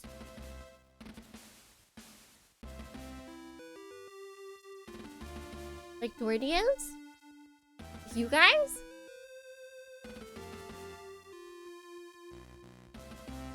In the hall before the engineering room? Please? Yes, I guess so. Sorry, Chief, don't think I could. Wonder if that's because retrofitting takes into account space availability and ship's interior for minimal traverse impact. Although maybe it could be that it takes. I think now would be a good time for us to move on. Good idea. Well, that's all, Chief. We'll be going now. Oh, yeah, sure. Just don't let me catch you screwing around here again. Meddling kids! So much going on here that I have no idea what anything is. It could have waste processing units, or it could be life support. Oh, sorry, Chief. What was that? The units. This unit's part of the life support system. To be exact, this part is an seismic center of sorts. It continuously samples the atmosphere on board the ship to ensure that it's the optimum level to keep us all alive. Oh, a muscle jump scare, basically. Oh god, she's gonna pop up again. It's a power distribution module. Ah, Chief, it's you. What is it? High distribution module. We're situated above the Gundog's main reactors, and this is the system which distributes the power to all ship's various systems.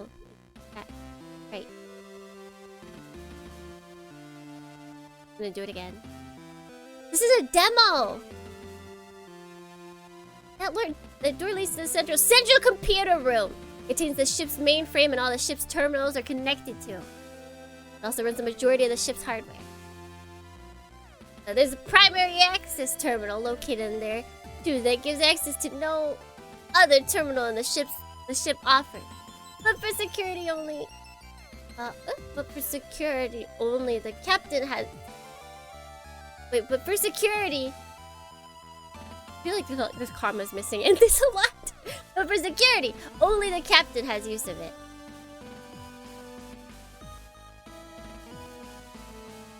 Great, thanks for the heads up, Chief.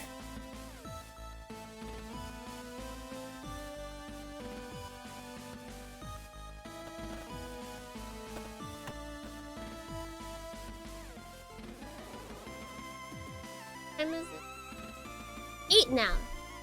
I'm gonna keep going.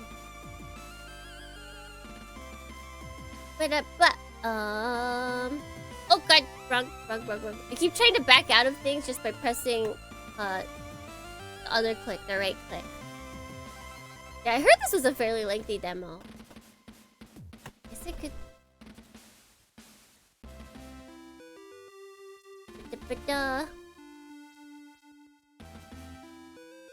There's only 10 crew? Oh. Oh, that is... Because I'll tell you what a chief engineer does. Chief engineer spends every damn minute of the day trying to keep pace with all the systems on board this vessel, making sure they're all running absolutely flawless. You know why? It's because if I don't, there's a thin line between optimum comfort and horrific death in the cool expanse we call space. Ain't she a pile of sunshine? I'll be frank with it. Actually, I think you're chief. Unless you're about to help me redirect these condenser whilst I refresh the primary moisture chamber, I don't know what good is going to come from you hanging around and distracting me. Understood? Yes, Chief. Well done. If you really want something to do, you can go and check up with a junior engineer in the hangar. I don't mind if I do! It's probably slowed down since I put the fear of void into... Oh. But really, when Chief says we shouldn't screw around in here, she's right. We should probably get moving. What did you do? Why would you say that? Okay, I missed that. Really, what did... Who the hell dropped a chocolate bar into the secondary moisture converter? Let's go, let's go, let's go! It's melted into the outlet valve. I'll kill them! I think that's our cue. I think that's our cue to move. I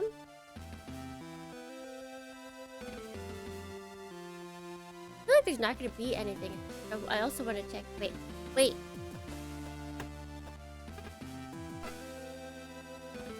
Okay, we need to visit the engineering and control regardless. Oh.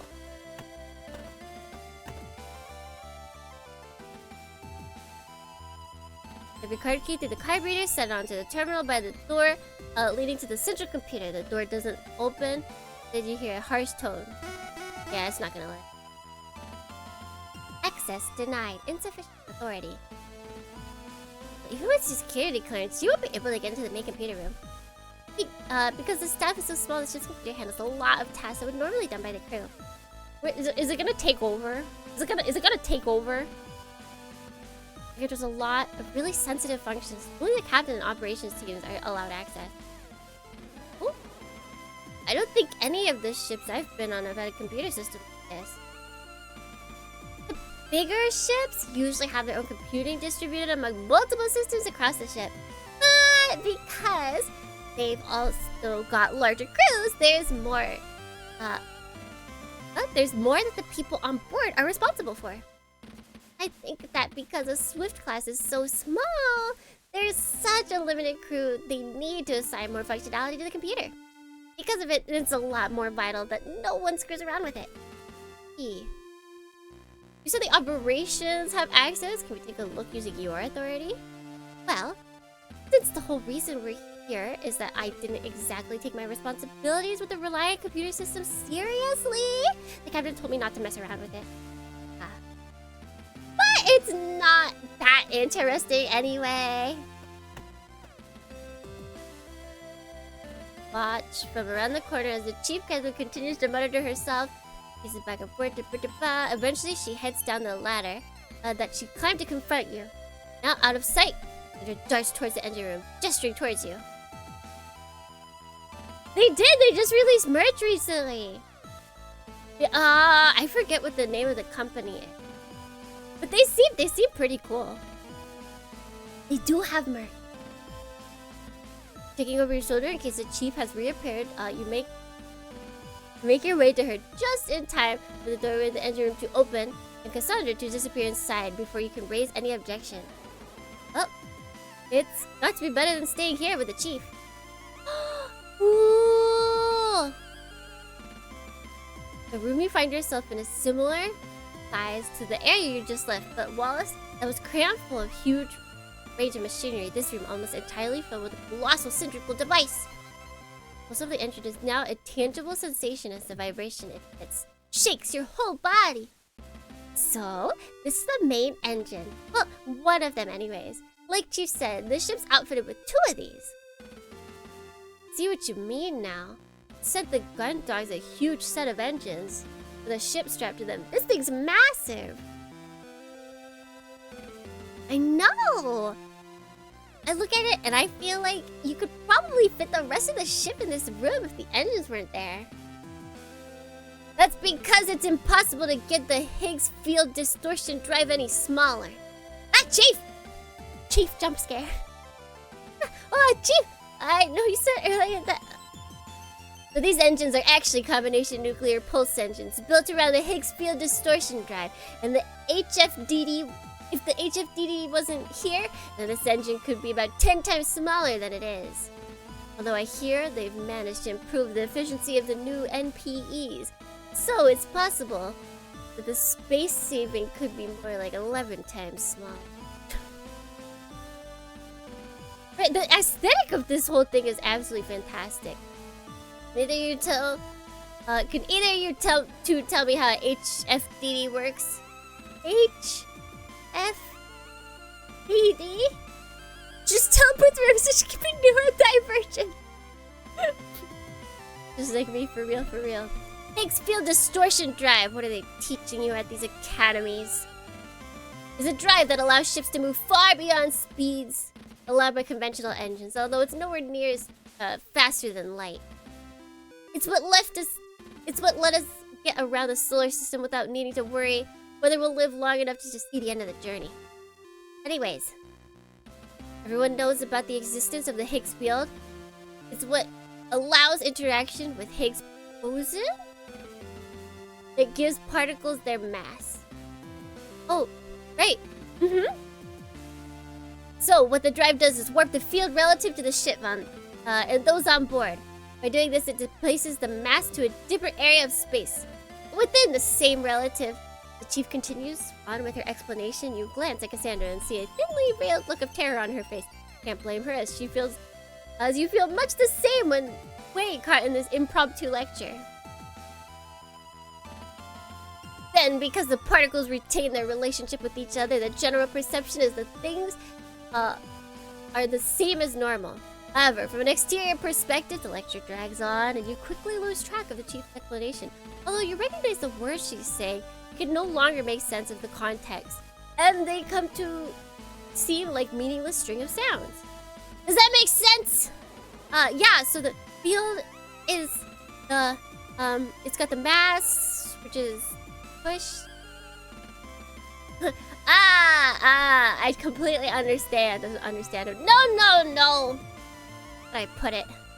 Okay, so imagine a space, the ketchup packet, and you're the sauce. Right, the sauce. Now, what the distortion drive does, it's like a thumb on the universe of the packet. It moves the sauce around by changing the shape of the packet to push the sauce. The packet, the universe. Wait, the packet is the universe. We're the sauce. Drive. You got it! Quickly glance back at Cassandra and meet her eyes as she's doing the same thing. You know for certain that neither of you have got it. And that's why these engines have to be so big to house that drive. Oh, it all makes sense now. I see. Yes, definitely. Great. Well, now that you appreciate the science behind it, I won't have to throw you out of here. Thanks, Chief. I hope it's mayo barbecue. Yeah, that's the twist. It wasn't never ketchup. It was barbecue sauce. Anytime. Just remember, Lieutenant. Yes, Chief? Screw with anything and I'll throw you at the airlock instead. Yes, Chief. Celeste! Alright. I don't look like... God. Sauce? Soy sauce. You love the physics talk involving tech? Like magnetic induction really gets my engines running. You mean like this one behind us? We go back to engineering.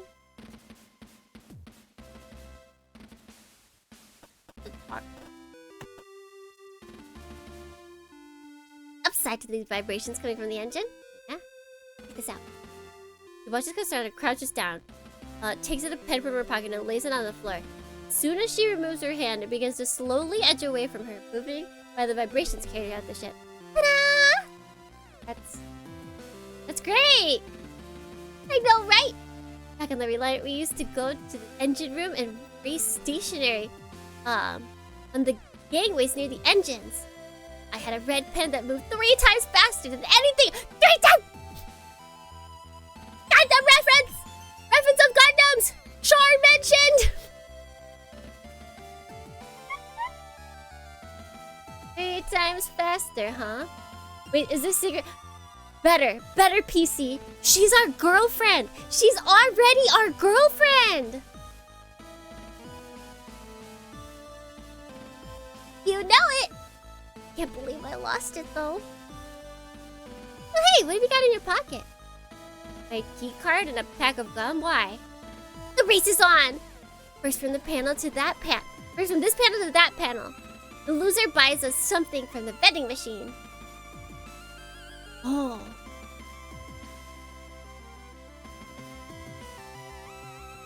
But I feel like... Is it a pack of gum or just like one stick? No. I want to use gum. I feel like it would slide... Card key would slide as well. Wait, card key might slide very well. Alright, let's use the card key. Didn't read gun at first? But it would be irresponsible?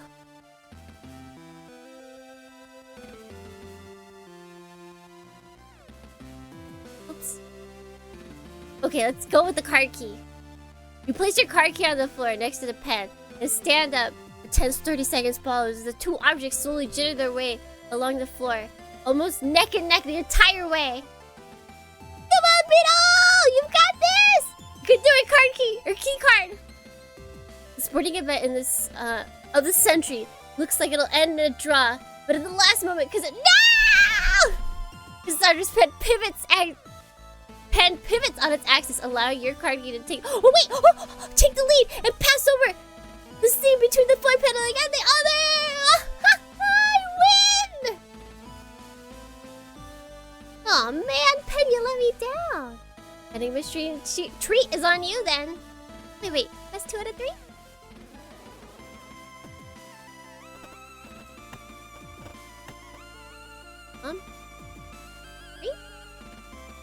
Have your card key. Through the card reader. Access granted. Guns! First thing that you notice about the armory is that the bench in the locker reminds you of the changing rooms in the training center back in the military academy on Europa Colony. As you walk past them, you take a closer look and realize that the exact same kind of bench used with larger ships you've been stationed at, which had sports facilities and changing rooms on board. Mini game. Use the gum and last. Ha!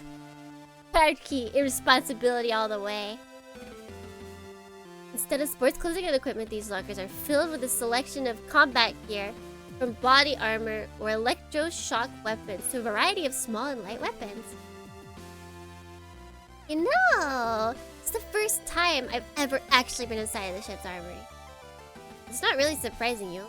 It's only security detail that would have access. Even in situations where the ship's expecting to encounter a boarding party, it's security's responsibility to distribute weaponry to the crew in advance. But there's only one of there's only one of us. That seems like a bad idea. To ensure there's no panic or crew don't get a hold of weaponry they're not trained to use. Like the captain must, right? At least? Huh. A standard regulation, you should know that. Oh! All I remember from firearms training was when I dropped my electroshock weapon and accidentally zapped one of the other girls from the operation. Trainer made us use a hand crank battery charger to recharge all of the battery packs as punishment. Must have taken forever. You bet! But you should have seen my gun showed afterwards. Pew pew! She's so cute. She's so fail girl. Which reminds me, the captain said I was authorized to collect my firearms. Should I get it whilst I'm here? Yes? Electrician non-lethal. Wait, these are spacesuits. I don't need those. I think I need it from there, so maybe I have to use it. Variety is small, inside. Okay. This one! Woo! This is the weapons locker with the electroshock weapon in. I'm authorized to take one small weapon from here as part of most security officer. Oh, look it. Gun! What's that? This is just my standard issue weapon for my role as security officer. It fires barbed projectiles that contain a miniature battery. It's not lethal, but more than enough to stop someone in their tracks. Nice. Sandra, what are you thinking? Sandra? Cassandra? What is she thinking? Don't smile at me like that. Absolutely not. Aw, come on. It wants to use. Oh, okay, so that's all we can get. Alright. Forgot to use any firearms? Why do you ask? Well, I know you're security, but you never tell me about anything exciting. I always imagine you facing down the bad guy with some scary pistol the size of my forearm, saying cool lines like, "How many shots did I fire? I don't know myself, but the question is, do you feel lucky, bub?" You're watching way too many. Aww, not even once?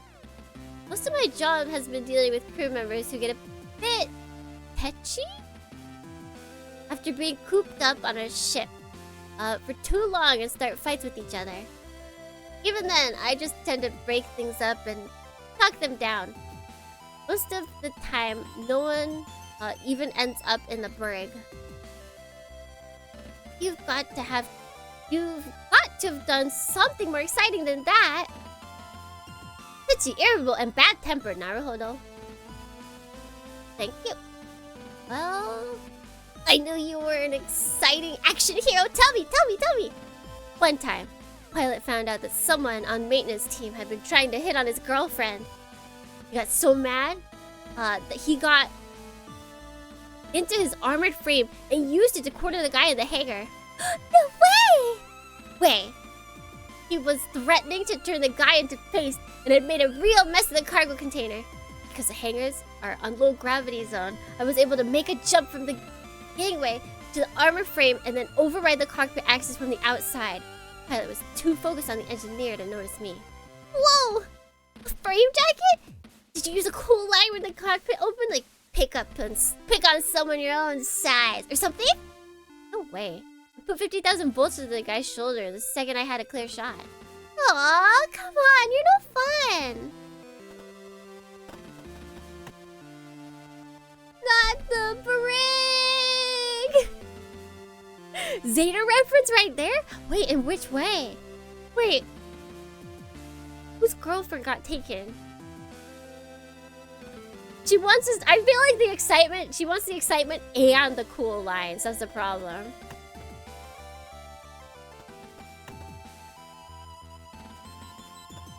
Now where should we went there? Huh? When Camille jacked the Titan's Gundam and used the bully to— oh yeah!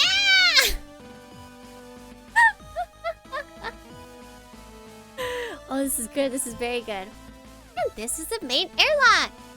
It's the main way to get on and off the ship when it's docked. Thanks. I've already been here.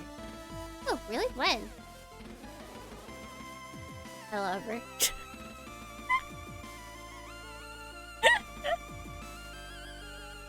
She's such an airhead. It's fantastic. Actually, I think I'm continuing or confusing it with somewhere else. What else can you tell me? Well, it's got one of the best views of the ship for one thing. And you can't see the windows, but wouldn't expect a military vessel where an inclusion like that could compromise the structure. Here? Really? Yeah, really, check it out! And it strides over the terminal, set into the wall next to the airlock hatch, and quickly begins typing commands onto it. You hear a sequence of beeps. She stands back, gesturing proudly to the screen. Not too bad, huh? You look at the screen, but all you can see is a dark display with a few errant pixels suspended on it. Is it working? Of course it's working, look! Space! The final frontier. They're a little harder at the screen, and although it takes you a moment, you eventually realize. That's the external feed! That's right! And you can only actually see outside the Gundam from either the bridge or the hangar. But the ship's covered in small cameras from combat situation. Before combat situation, you can access the feed from the terminals around the ship.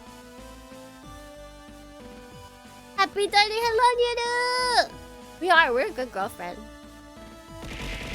Oh! And thank you for the cheers!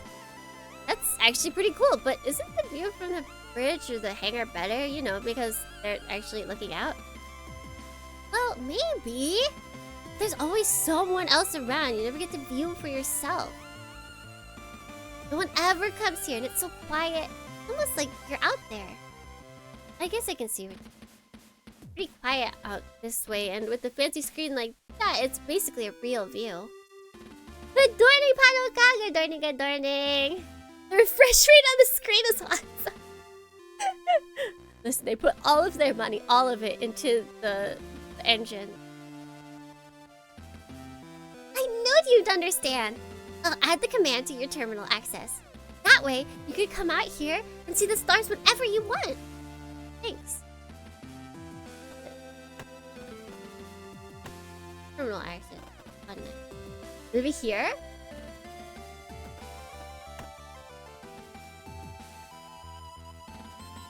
Ho ho ho!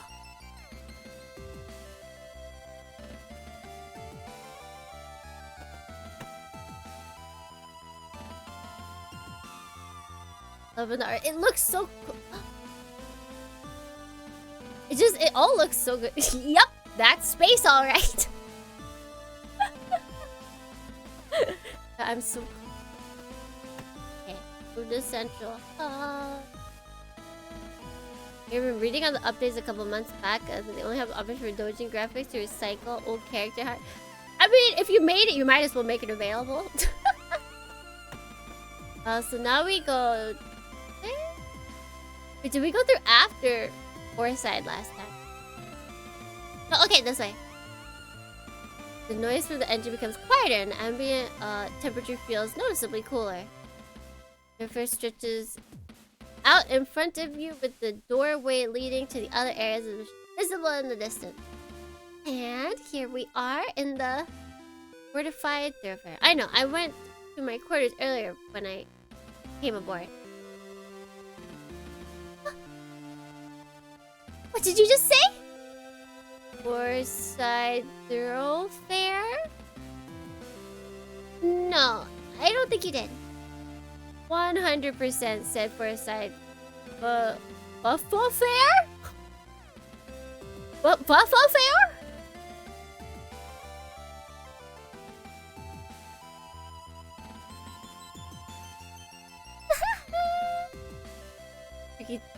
That's a tricky thing to say. You try saying it quickly. Oh god, why would they do this? Four-side thoroughfare, 4-5 thoroughfare, 4-5 thoroughfare. Got it. Fantastic. Yeah, this is... Dare they? How absolutely dare they? Aha! We'll call this one a draw, Lieutenant. I feel like we can talk. Does she do any more racing? Stop it!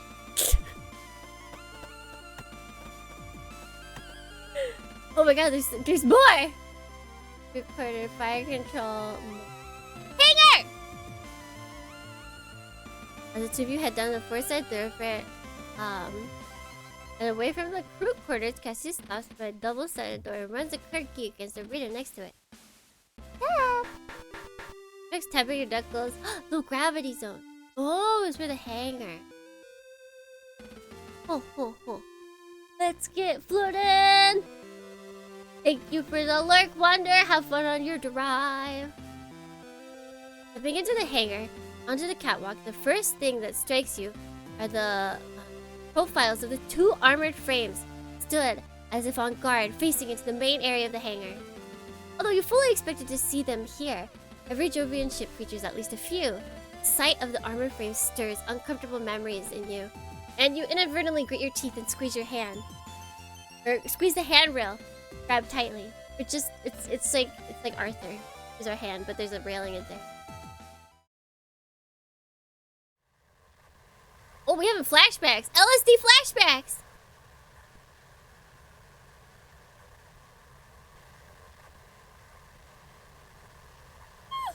Stop panicking. What if this is all just a flashback? What if none of this is real? Hey, are you okay? Yeah, I'm fine. I think it's just a change in the gravity levels. I'm a little bit queasy.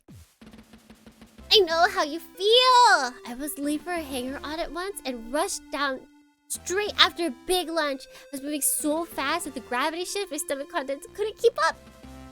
Oh, tell me about it. I did everything I could to keep my mouth shut. You know the rule for low gravity zones? What you was left up to you?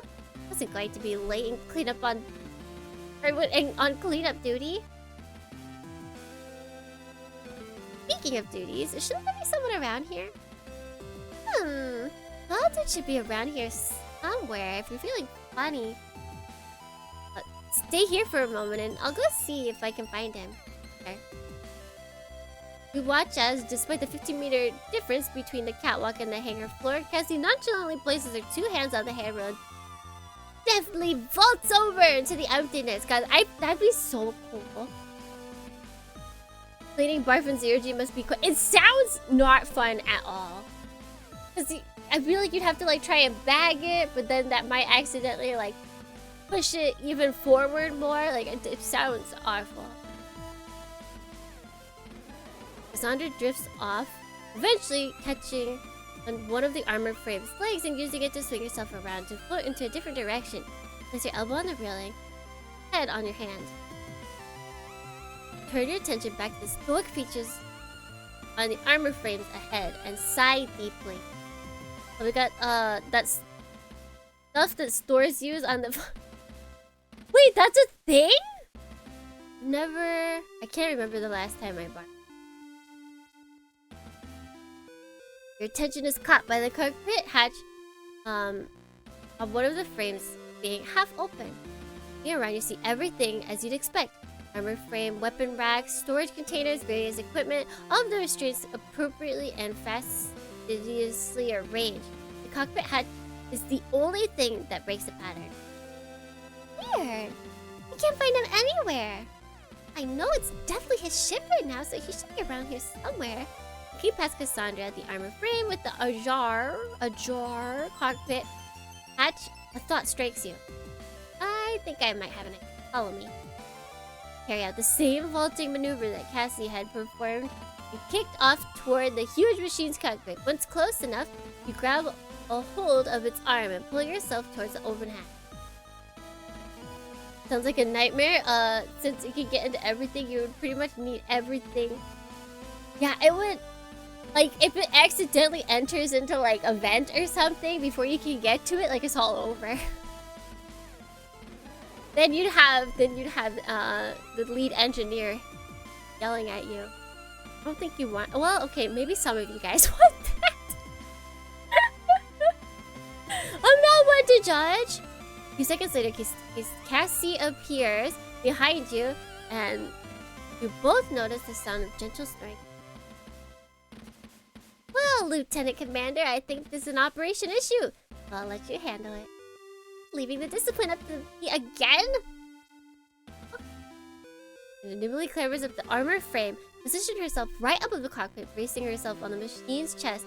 She brings her heel down sharply, repeatedly onto the armor. Cadet Grange, attention! It's not great, but getting into the electrical, like sockets, that would not be. It would not. I just feel like the vents, because then the vents could take it to even more electrical things, so then you don't even know where it heads to. Just things are breaking, and you don't even know why. From within the cockpit, followed by a dull thud, a string of muttered cursing, and finally a figure emerged from the cockpit. I feel like this is me, like a guy version of me. Well, Dalton's a girl name. Ma'am, I was just checking the calibrations on the AF. I got some feedback that... Oh, it's just you, Commander. Excuse me, Cadet Just?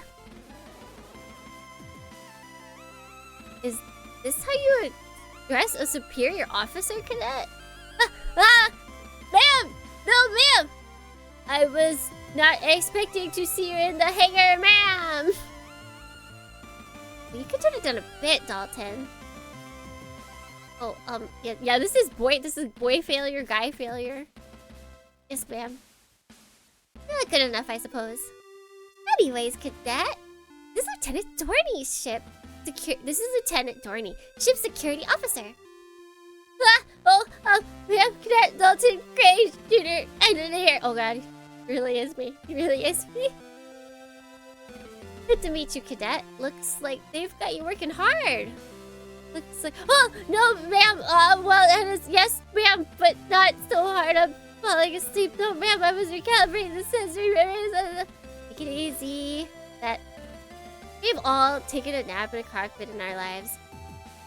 Well... Of course! We never took cockpit naps with the chief giving us our orders, so you probably need to get back on with whatever you're doing, huh? Ah! Totally forgot. She's gonna kill me. Good kid, right? I feel sorry for him already. I did the wrong voice for that. Okay, I think that's... Okay, talk to everyone.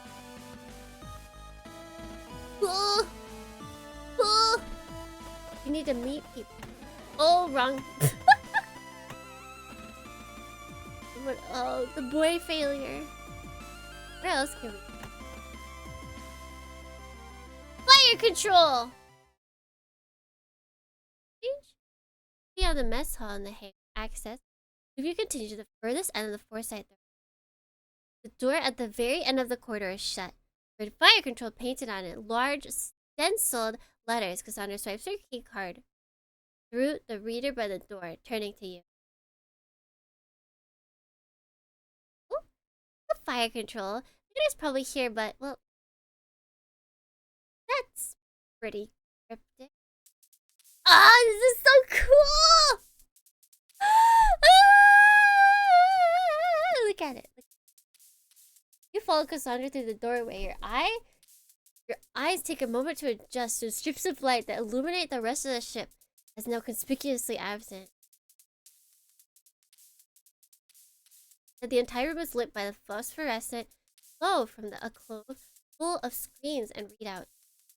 Looking at the screens, Each one seems to not be showing much more than a few specks on a black background.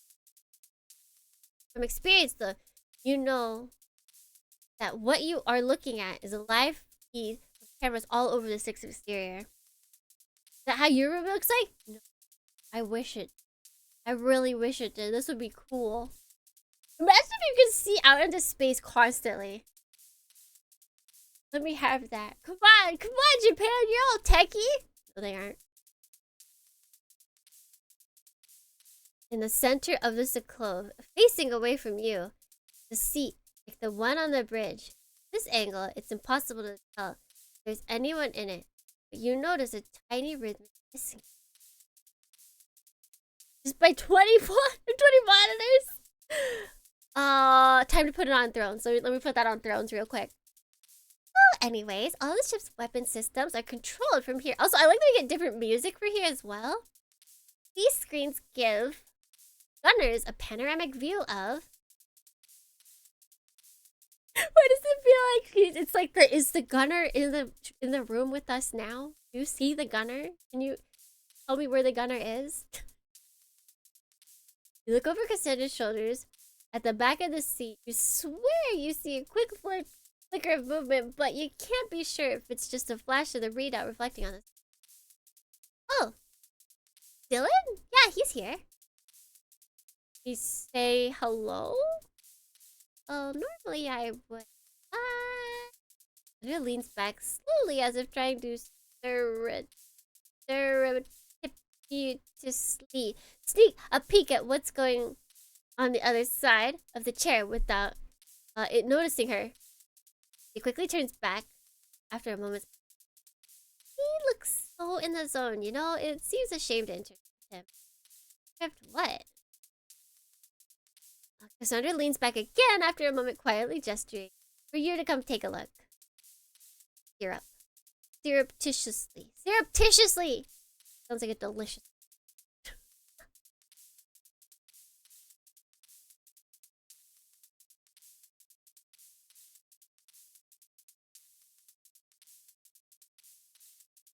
Oh, he definitely plays Armored Core. That in the chair is a young man who looks a little bit older than you. His eyes are closed and his face a picture of absolute serenity. Over his ears are supposedly the single largest pair of headphones you have ever seen in your entire life. As he sits there, oblivious to your presence, his right leg bounces up and down. His wrist flick constantly. Oh my god, he's got the wrist flick? Dude, this boy is FPSing like nobody's business. He has to. I bet you they hired him after he won in some championship league. Absolutely. I have to give my appraisal of everyone. I wonder for a moment he's okay before spying a cassette player. Oh, cassette? In this day and age?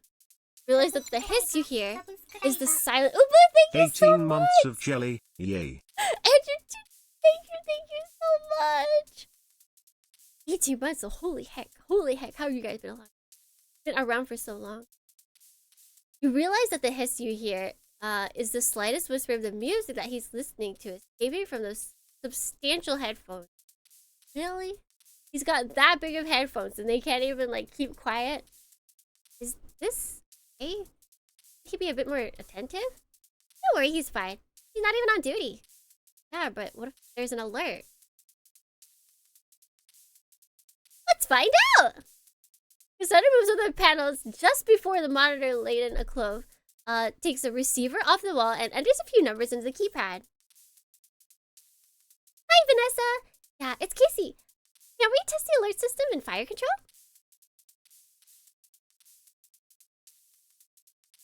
No, it's not on schedule.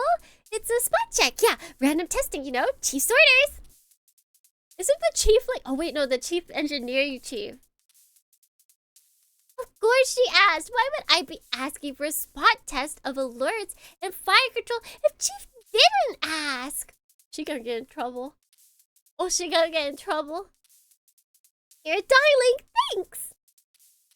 Okay, 3, 2, 1. Loud!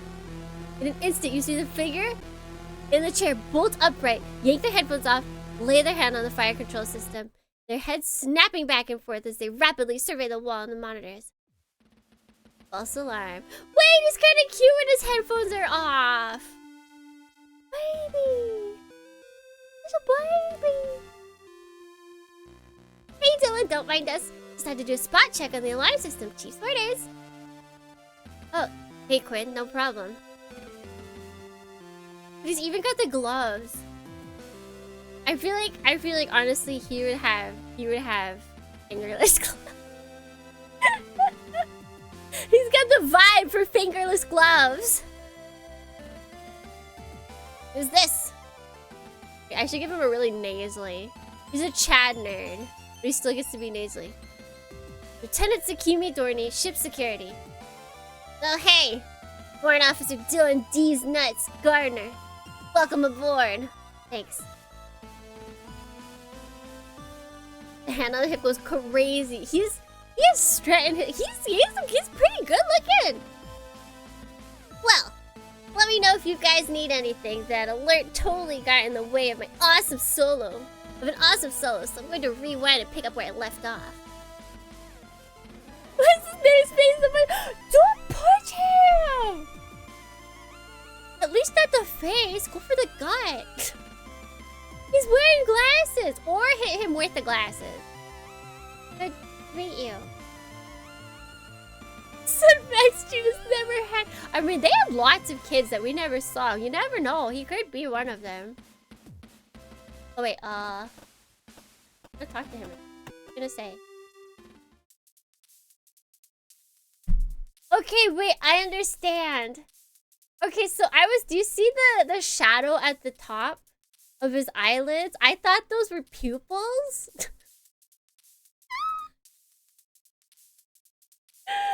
His eyes are closed.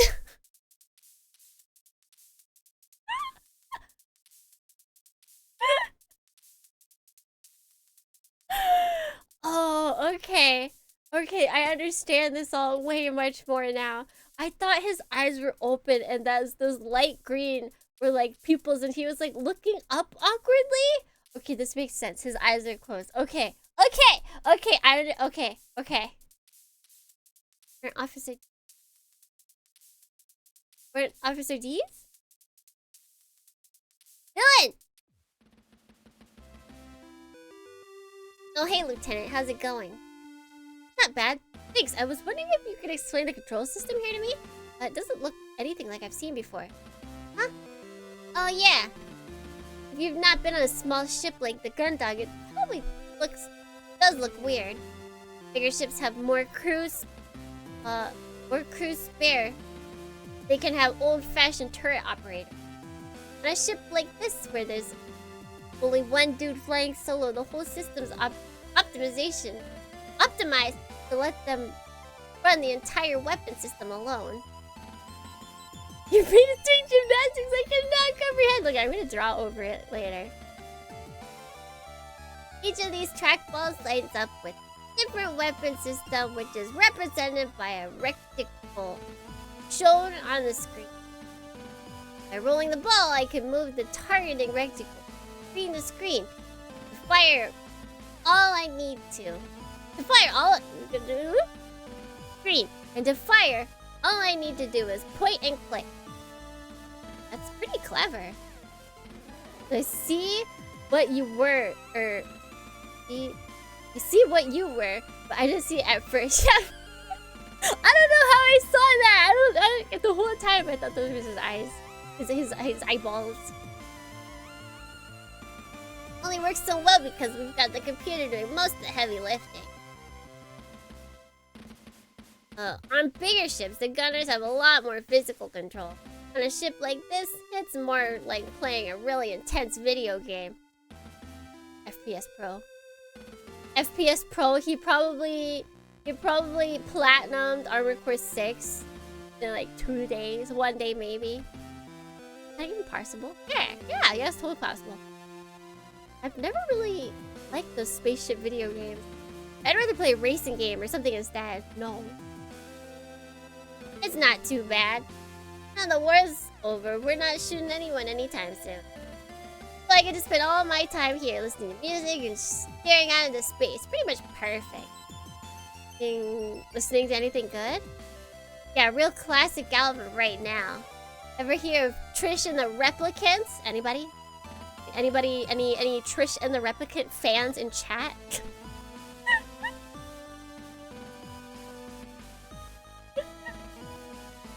Is that even a real band? I feel like it has to be a reference to a different band. But I do not understand. No reference. It's a Bubblegum Crisis and Blade Runner reference. Because Replicants, yeah. And I guess Trish. I've also not seen Bubblegum Crisis. This is why I have you guys. We can all point out all the references together. Sorry, no. It really is me. Come by later and I'll lend you a cassette. It's pretty good for such an old band. Thanks for the offer. Band of Bubblegum Crisis is named Chris and the Replicants. Cool. That's so cool. Alright. Okay, everything's gonna talk to us again. Every single one is a 360-degree view. Thank you.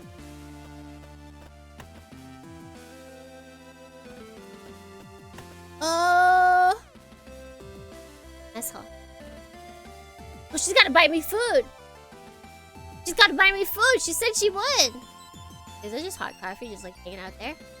And here we have the highlight of the entire tour. The mess hall. And her face is radiating happiness. She gestures through the double doorway that you're stood by into the mess hall. Looking inside, you can see the canteen like any other tables, chairs, vending machines. It's all here. This is the highlight. It looks like a pretty standard mess hall to me. You bet! You know why? Tell me. Because they've got both of the different kinds of vending machines. The red one that stocks the spicy potato chips, and the white one has all the different chocolate bars. Wow, so that's all bases covered, huh? Good morning, Nemesis. Good morning, good morning. Cassandra gives Nene vibes. Like, is that Bubblegum Crisis? I should watch Bubblegum.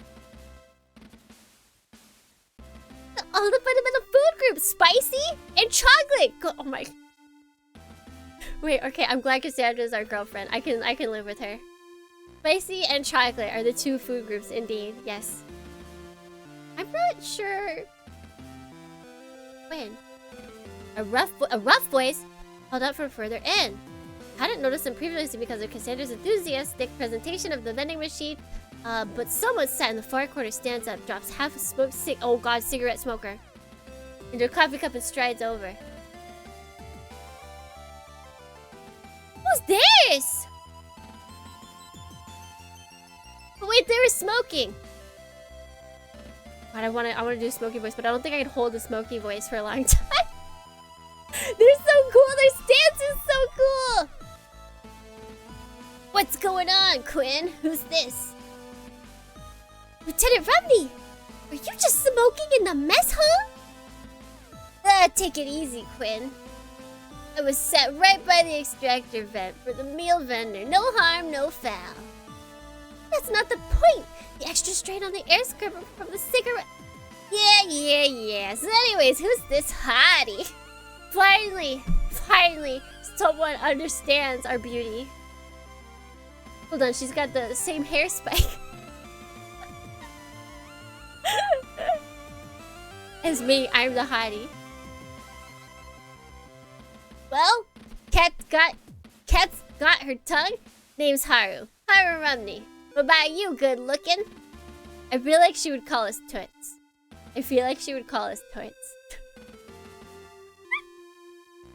Oh, Lieutenant Tsukimi Dohrnii, ship security. Tsukimi Dohrnii. No way, really?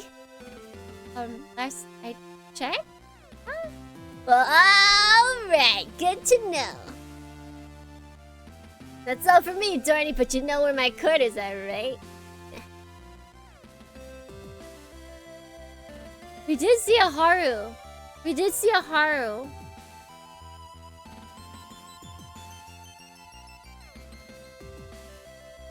Nice. Catch you later. What a. What was that all about? Yes! She jealous? You know where their room is, do you? Well, yeah, because I looked at all the doors before. I mean, I do. It's near mine. I didn't... What? Your room is right by mine. She gun dog murder you! Oh, I make her mad. Should I buy her food?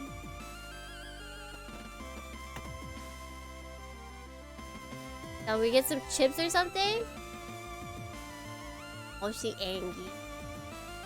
Hey then. Talk to her. You know it's...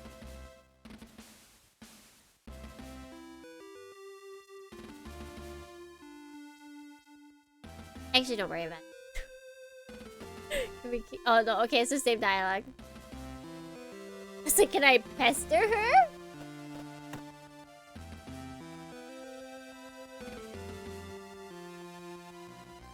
There's somewhere I can throw this away.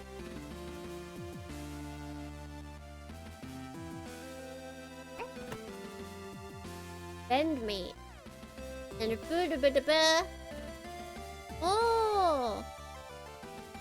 Oh, it's like on Star Trek. You just make any food you want. Lunches? Should we get something from the vendor? Oh, Angie. Yeah, I feel like it's not, but I don't think it's letting us. Like, I feel like this looks like the throwaway spot. Not seeing anywhere where it'll let me throw. Alright, we're done, we'll get out of here. Okay, so before we go, do you want something from the vending machine? Oh, Angie. It's a cup of coffee. Chocolate. Chip. What about the godly combination of chocolate chips? Oh? I don't know what you're trying to do, Lieutenant. Because I didn't get what Haru was saying about their room. Okay, what? It's going to be a chocolate bar. Okay, sure. Wait, 2 chocolate bars. Sure. Wait, 3. Just like me. Take it back. How is it that me and my girlfriend are actually just me? Oh, let's see. Is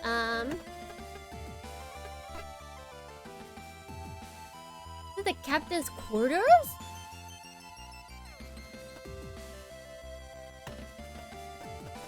Yes. Let's see. Your quarters are down this way, huh? Right? What? Wondering where you'd be. On Susquehanna, there's 2 different quarter sections. One has all the department chiefs, whilst the other has the crew that works within those departments. Since you're the only security officer on board, I was wondering if you count as a department head or not.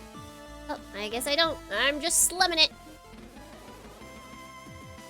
Their relationship averages into 1 Tsukimi. Exactly. Oh, that's not... What I meant was that, I'm messing with you. Don't worry about it. But if security is typically under the captain's instructions anyway, so it makes sense that my quarters are down this way. I guess so. Why do you put it like that? Oh, have you met any of your neighbors yet? Well, let's see. Met Haru.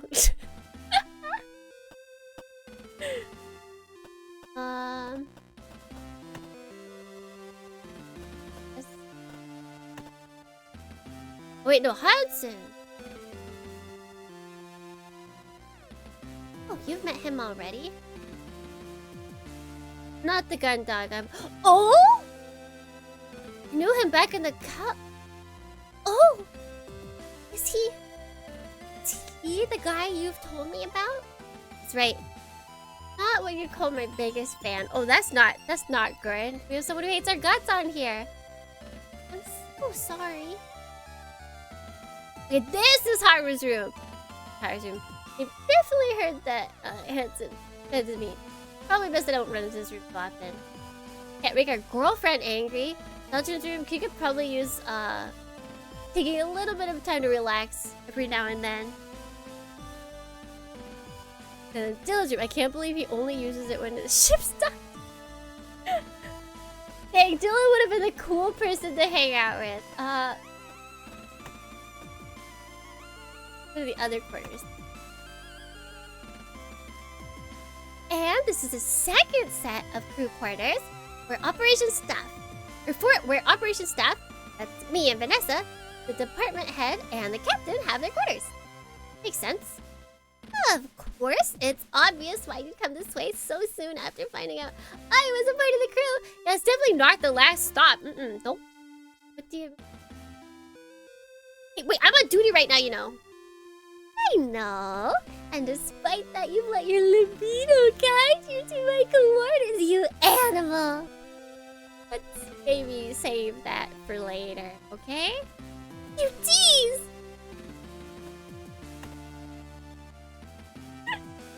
This just looks like villain lord. Like, she just...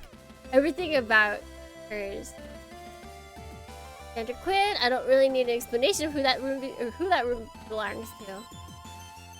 That's this room. I get the impression that someone like her keeps it at inspection level at all times. Mackenzie, that is the chief's room. She seems pretty committed to the job. I bet she doesn't spend much time here. A space marine life. Dr. Rosario's room. You know, I bet he's not been in there since he's boarded. I like how like everyone here probably doesn't go to their room. They live for their jobs.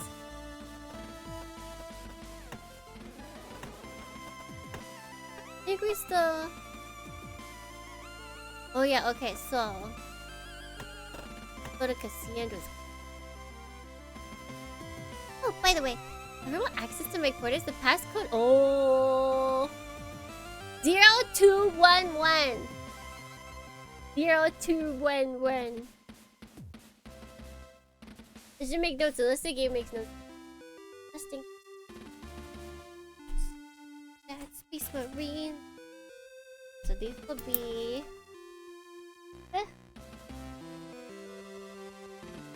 Fun.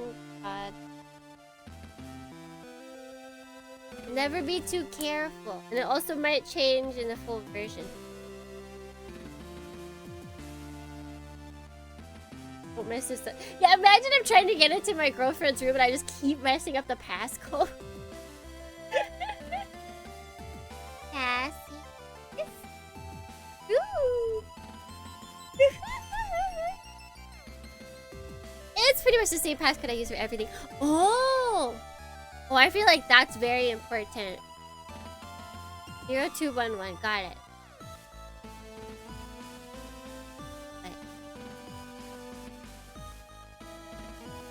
What? What? Huh? Oh, that's right, it's...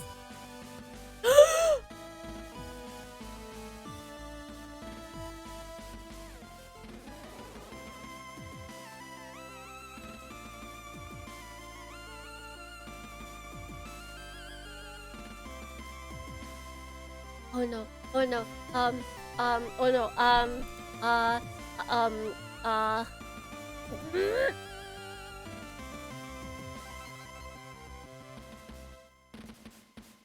Oh, come on, you didn't think I'd forget, did you?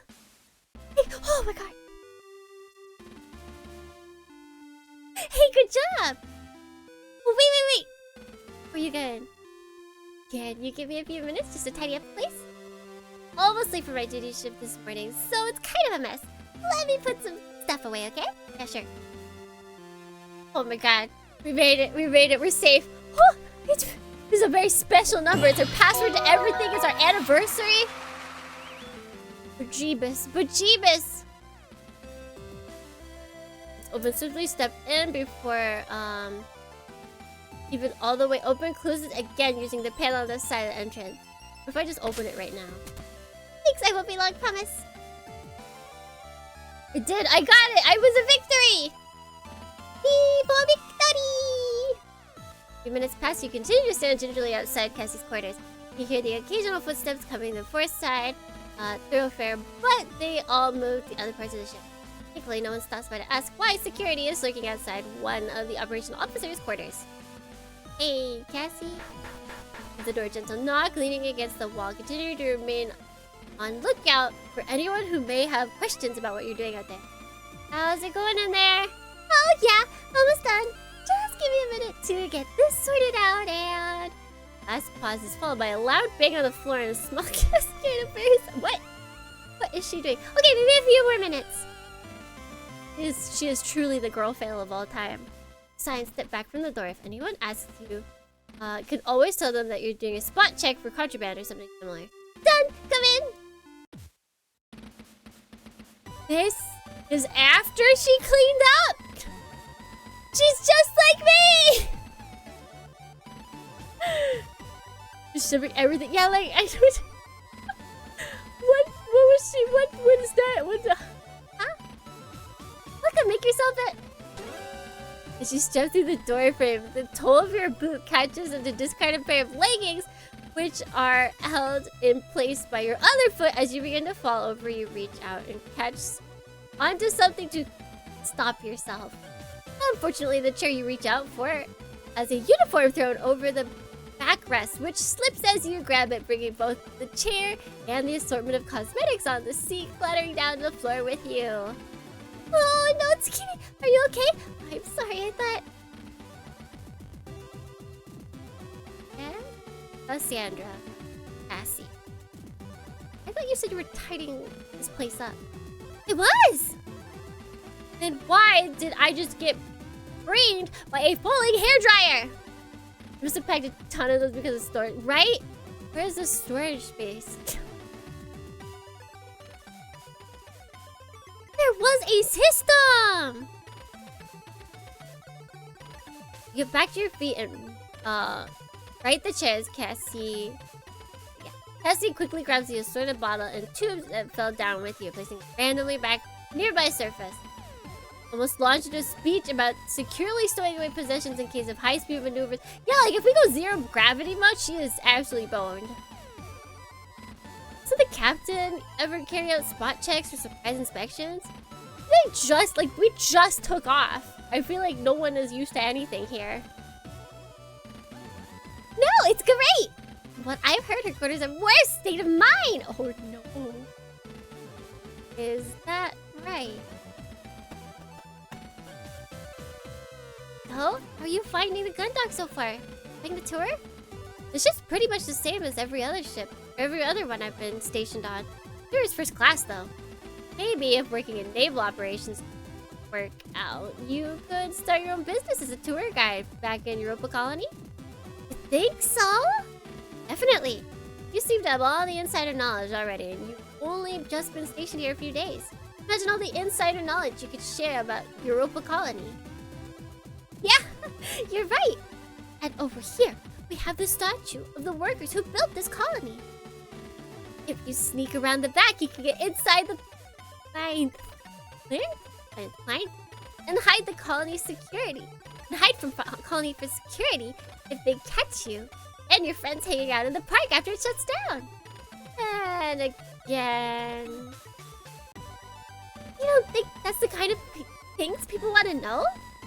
Maybe a bit more about the workers first. Anyways, oh my gosh.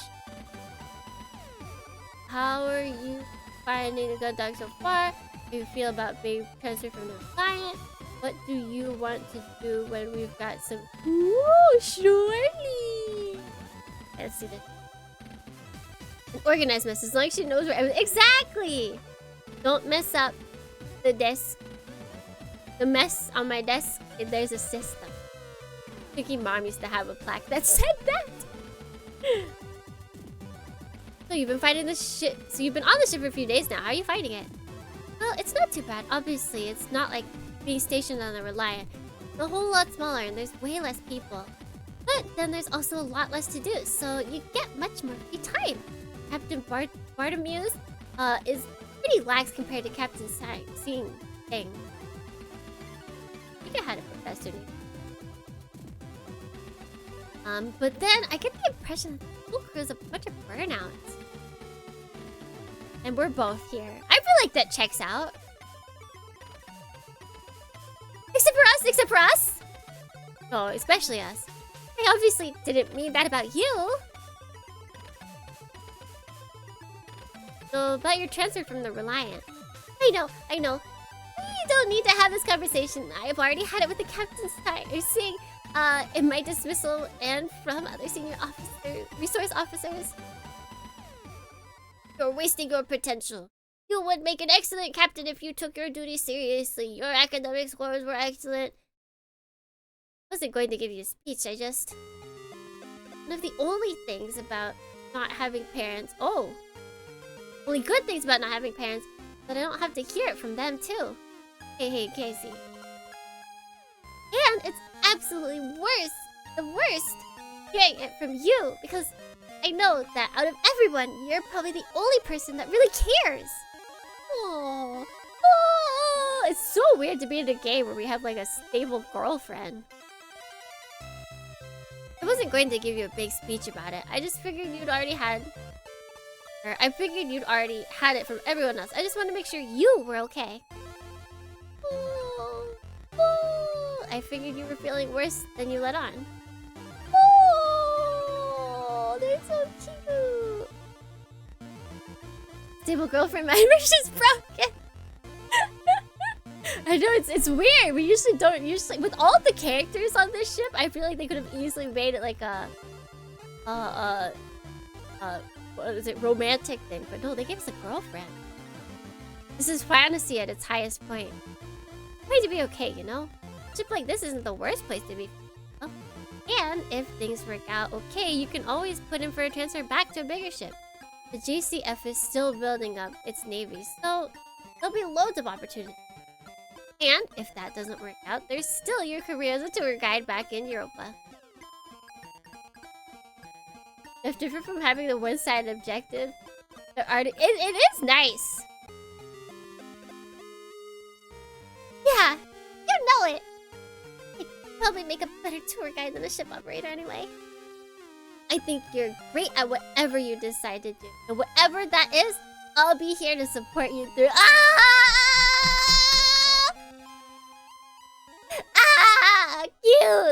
Cute!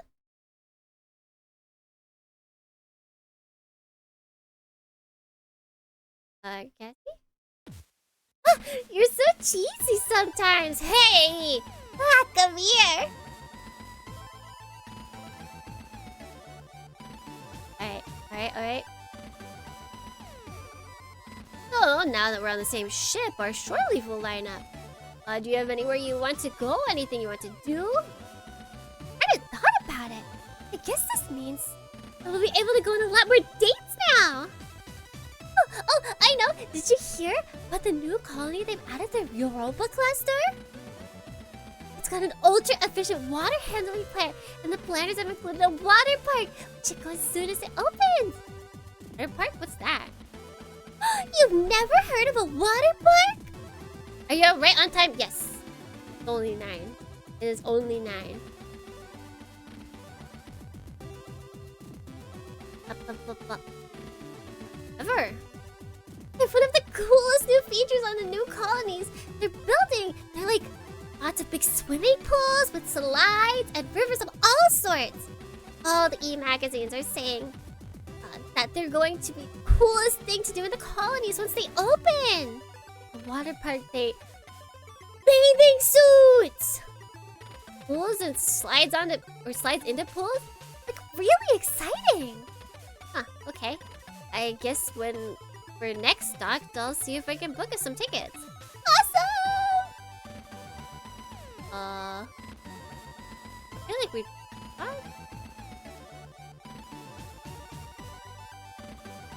Okay, yeah, we already talked to her about that. Yeah. Okay. God. Oh God, wait, can I not get out of this? Oh no. Oh no, it won't let me leave! I have to like go through all of this again. Okay, now maybe it'll let me. There we go.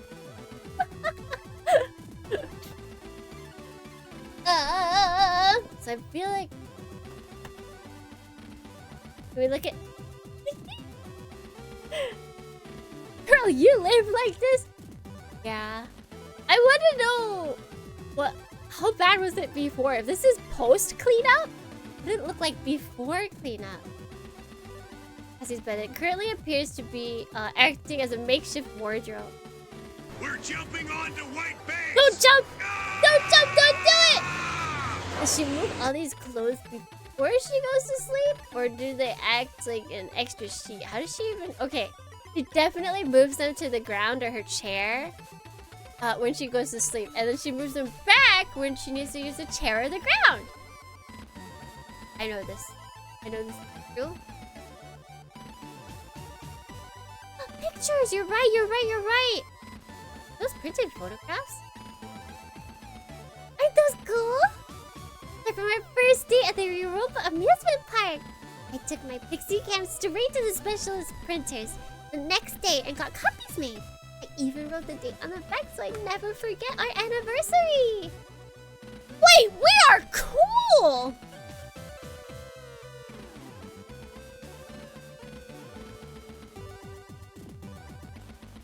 I look so cool!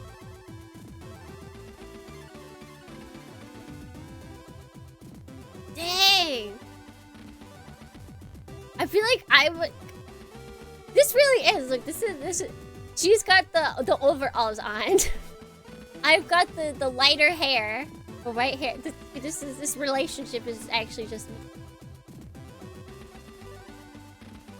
Da-da-da-da-da-da.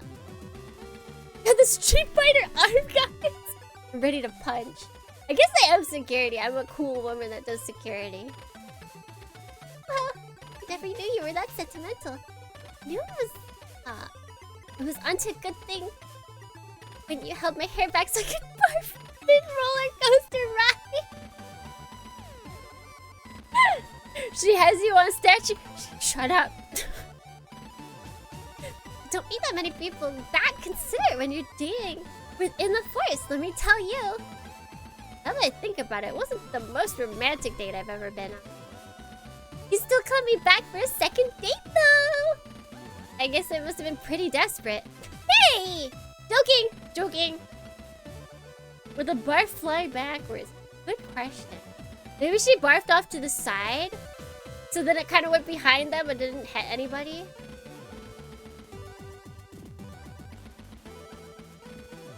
Yes, the terminal is better. Essie's operation is out of the terminal than anyone on board, but I can't see how she uses it like. Alright, now I think the last Captain's quarters sits at the end of the corridor, differentiated from the other doors in the corridor by the small insignia that sits above the nameplate. Like the others, the corridor is just in the corridor it displays the occupant's name. In this case, Captain Myers Bartamy.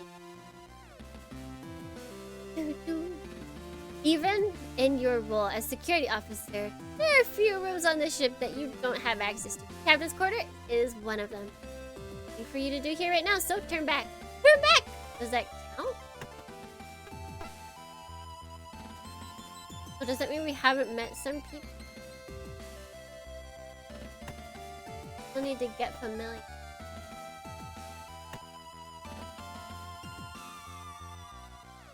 Who haven't I talked to?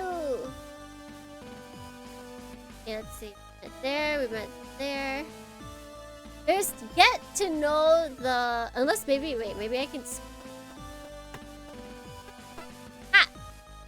Oh, she'll consider my quarters! Okay. I gotta go back.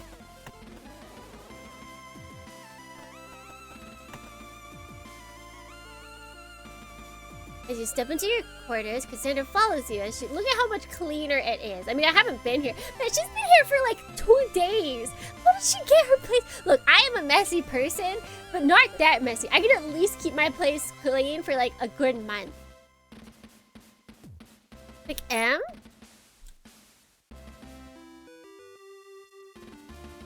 Oh, maybe because I'm talking. Oh, you really keep it tidy, don't you? Only just got here. That's not a lot of time to make a mess. Or I've only just got here. Are you kidding? I'm pretty sure my bag exploded the moment I stepped into my quarters. Soviet military supplies just aren't what they're used to. Or maybe it was an operator error. And what's that supposed to mean, Lieutenant? Nothing, just considering all possibilities. Wait, is that? What? Lieutenant Dohrnii, don't tell me that's... What is it? Your chair! It's not perfectly aligned with the terminal! What? Oh my god, is it like in those games to where like the desk is 2 spaces? And so you can't put the chair directly in the middle? The desk is 2 spaces and the chair is 1 space and you can't put it directly in the middle of either. Even though the computer is in the middle of the table, you just cry. I guess nobody's perfect, huh? I would have made more of an effort if I knew the officer doing spot checks was such a stickler. Confirmed grade. It is. I suppose I won't have to report you to the captain this time, Lieutenant. Also...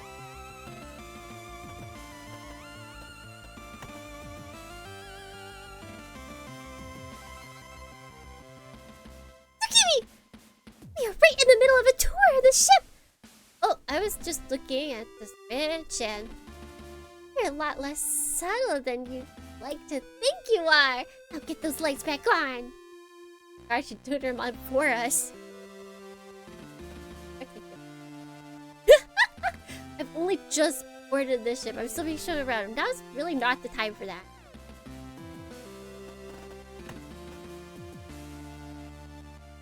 With Cassandra leading the way, the two of you leave your quarters behind. Step back into quarters crew 1. Let her pause for a moment, looking left and right before turning back to face you with a smile on her face. Huh? That's it, Tsukimi! Consider yourself officially acquainted with all there is to be acquainted with on board the one and only JFS Gundog. I hope you enjoyed the tour! I did. It's probably up there in my top 5 ship orientation. Top 5? Okay, you're right. Top 3. What? Maybe a triple shift to start your time aboard the Gundog is to your taste. Well, that did happen to be on board the Thunderbolt, so if that didn't happen, I guess it'd definitely be favorite orientation ever. Can we do a little trolling? God, you can't have a good relationship unless you troll your SO just a tiny bit, just a whittle. The coincidence! It looks like your schedule is clear until tomorrow morning. Oh, in that case, 5 stars. Great tour, especially the guide. So, now that the tour is over, your duties don't formally begin until tomorrow. If you want, we can take another look at anywhere else in the ship. Or if you want to call it a day, that's cool too. I think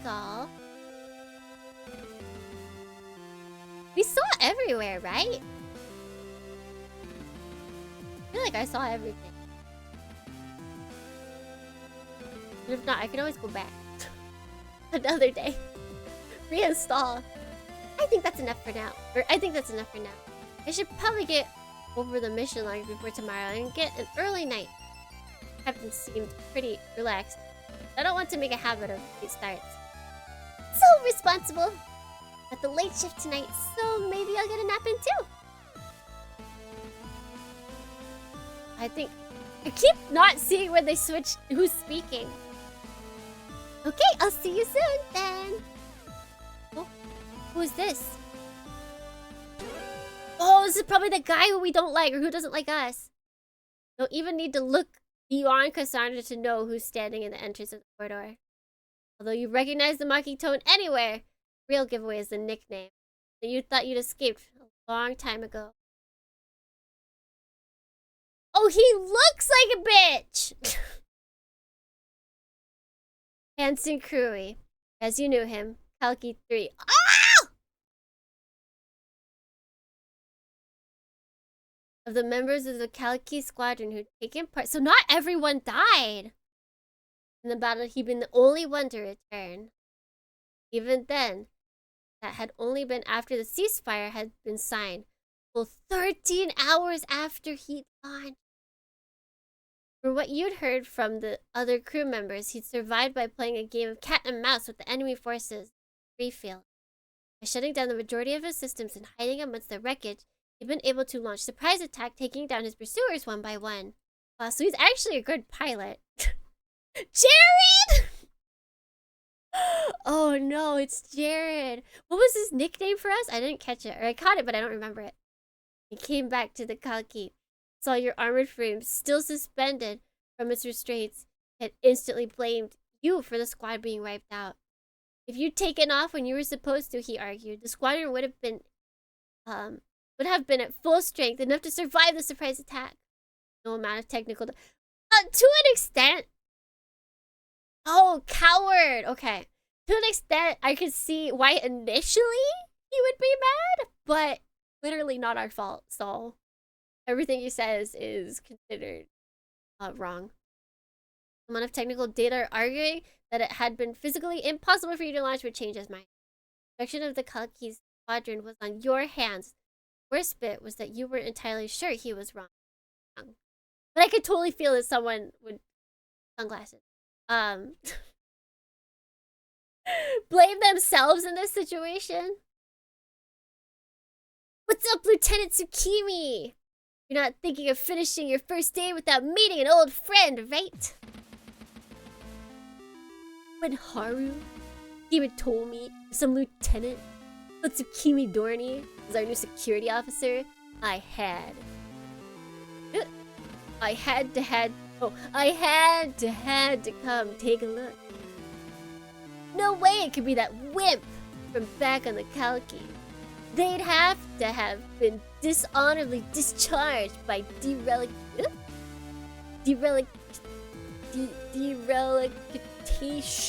of duty. I like his sprite.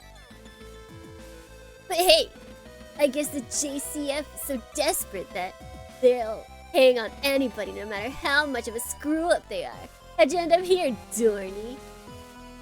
Dereliction. You decided you couldn't handle a full-size ship, so to put you with the smallest crew they could find. You're here too, dude! You instinctively make your hands into a fist and unclench them quietly before Hansen. You haven't been stationed on the same ship as him since the Kalki, but you run into him a few times on board the colonies whilst you were both on shore leave. Each time ended badly.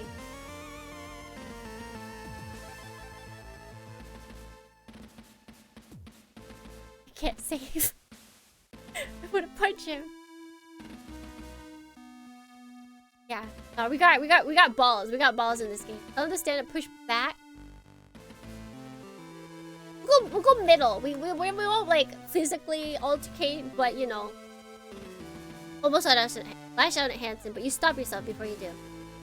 Two of you are on the ship together, whether you like it or not, and the last thing you want is to let him know that he can get a prize out of you so easily. Fight the urge to just draw your electroshock weapon here and now. It'd be easy to put an end to this. That way, you think, but you know that in the long term, it'd probably be the worst decision you could make. Instead, you agreed. Stand down, Ensign. Kind of behavior's out of line. Oh no! What are you gonna do, Lieutenant? Confine me to my quarters? Or what? Proud? Hurting your feeling? Give me a break. Where was this spine 4 years ago, huh? You're happy to throw your weight around against your comrades, but not the enemy? See what I was saying, Haru? The lieutenant here is a coward and has been since day one. Won't fight, won't even stand up for themselves. Mr. Krui, stop. I told him to stand. Is that not... You know, he probably would have called me like a violent beast or something if I'd done the other routes. You stop this right now, Lieutenant Dohrnii is... Can't stand up for yourself, so getting this... Oh, my girlfriend a ditz. Only I'm allowed to call her a ditz. This ditz to do it for you, is it, Lieutenant? Hurry, you stop this right now and apologize, or I'll order Lieutenant Dohrnii to throw you into the solitary and write you on myself. You're welcome to try, Lieutenant Commander, but I don't think your security officers got it in them. To even try. You think you can take me on, Dohrnii? I feel like he's trying to goad us.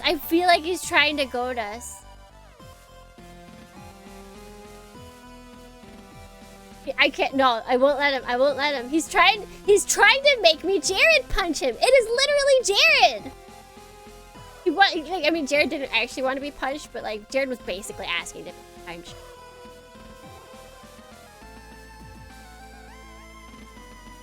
The girlfriend says to bring it. We always listen to our girlfriend. Step with the hands and place your hand on your hips, squaring directly up to him. You look into his eyes and wait for him to blink. A few tense seconds pass, but eventually he blinks first. I won the staring contest. You hold on to the sigh of relief for now. Ensign Krui. That's a request. Senior officer, I suggest that you don't force the Lieutenant Commander to make an order. So close that you can feel Hansen's hot breath on your face as he exhales through his nose and smirks. Why is that?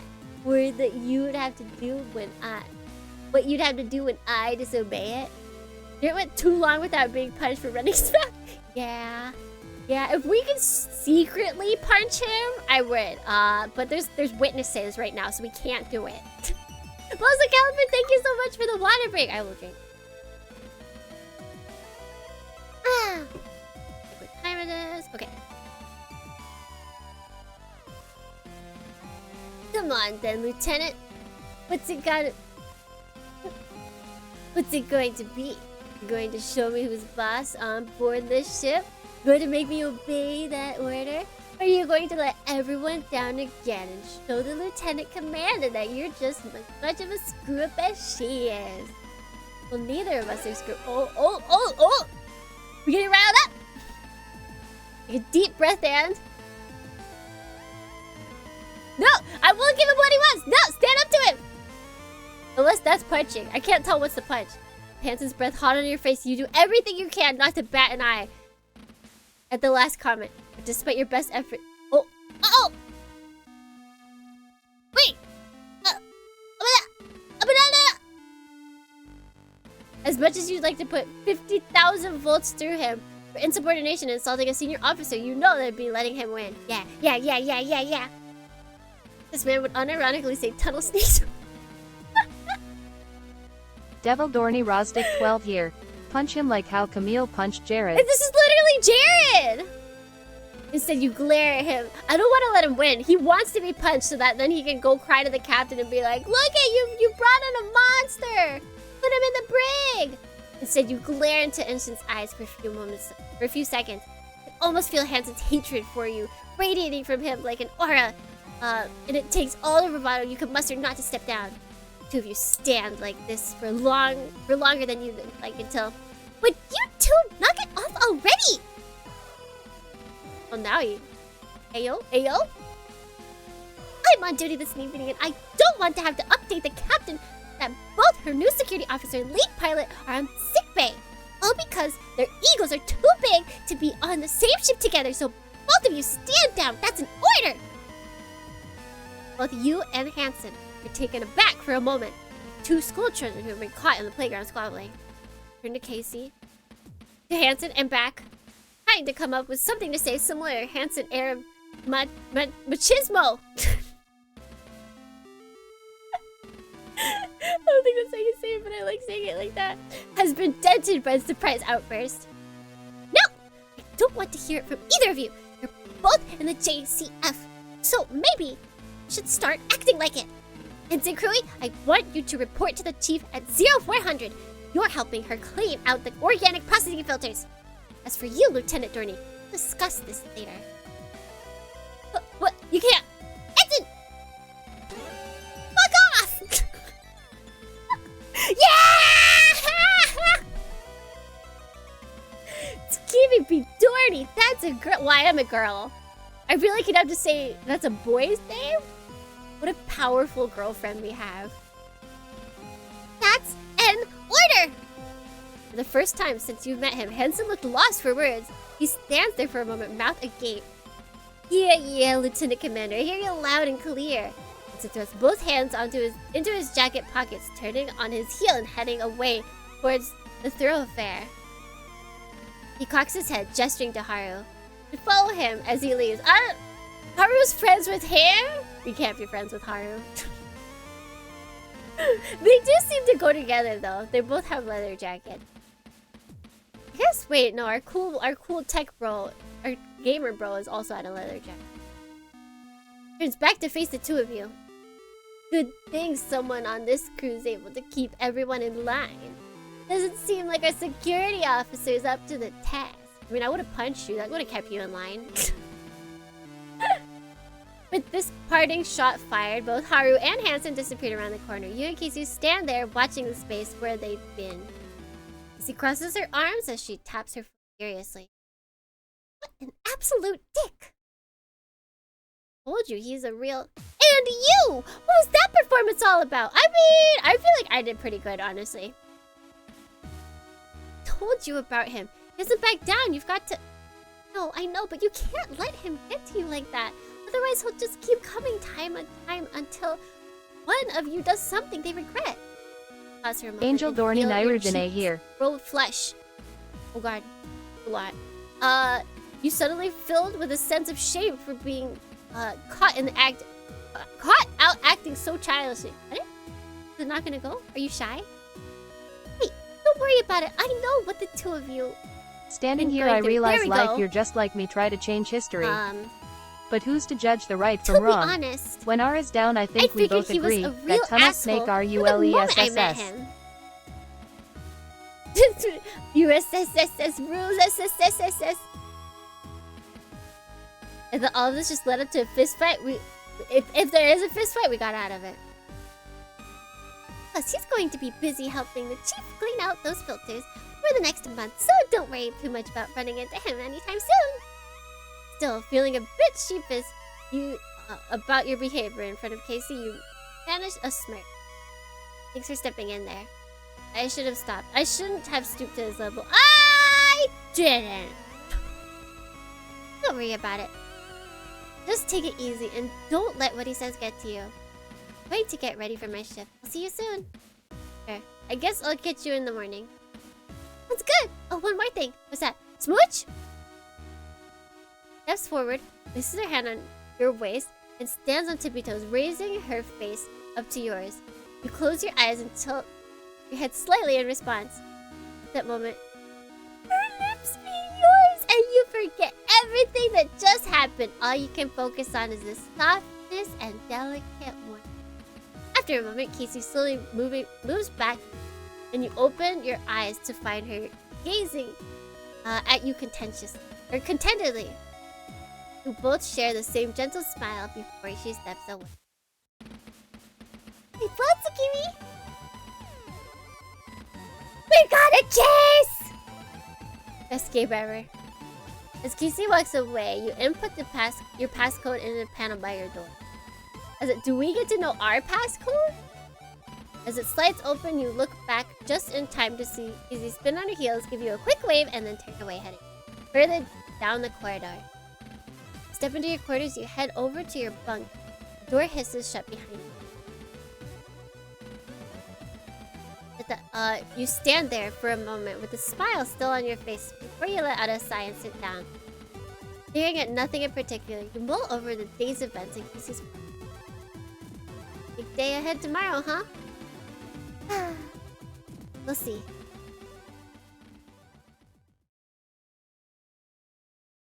Four days have passed. JFS Gundog departed on its mission to rendezvous with JFS O'Brien, and that time, her crew, including Lieutenant Tsukimi B. Dohrnii, fallen in the ease rhythm of the life aboard the ship. even as the gun dog enters the outer limits of Jovian space and is due to meet O'Brien. Little for the crew to do, and a general sense of routine permeates the atmosphere. Or the Jovian patrol ship, AFS. We gotta save. I thought it would like end there. I think I have to go through this. Maybe I'll finish this tonight. You're just finishing the last of your coffee. Actually, anyone else played this? Do we know how close we are to the end? I have quite a bit. You're just finishing the last of your coffee as a shrill series of electronics pips begin sounding your wrench. Maybe 2 hours? Oh. Dang, okay, yeah, we can do this tonight then. From your wristwatch. Yeah, well, let me hit that. Without looking to check the time, you turn off the alarm and rise from your seat, knocking back the last of your drink once you've stood up, taking the empty cup back to the food vendor. It's easy to lose track of time on board a military ship, where the light is kept at a constant level, so you rely on a series of alarms you program. You know that this one means that your shift is due to start in a few minutes, giving you time to finish whatever you may be doing. Place the cup back into the vendor, where the machine latches onto it and then retracts it into a space which is quickly sealed by a sliding panel. As the sound of the muffled whirring begins, you turn back to face the empty mess hall. Wolf wins.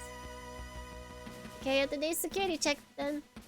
Let's see, I need to stop by the fire control, the hangar, engineer, and engineering to check that everything's going as it should.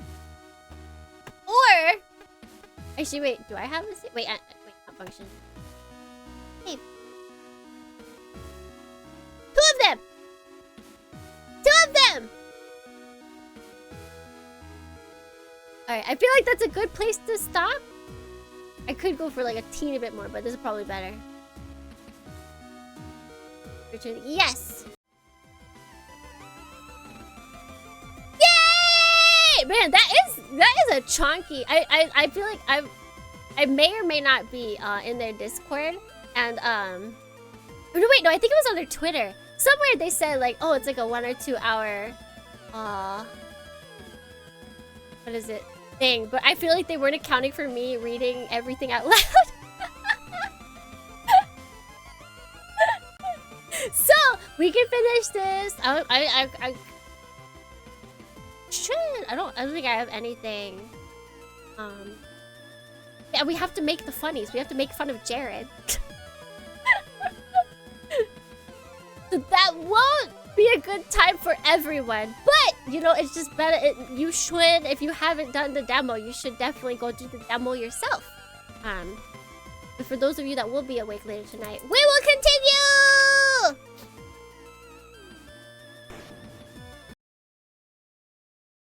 Bye. Maybe I can actually make a proper screen by that time.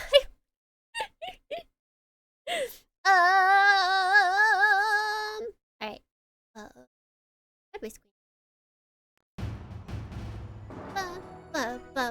Thank you all for joining me for some hijinks. Hijinks. Is it the choices really affect a lot of dialogue, so that's neat. Oh, did you like do different dialogue things? I mean, I guess we found out that you can win or lose the race. That's a thing.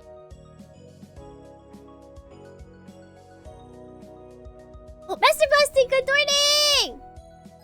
The absolute highest of jinx, the highest, the bestest.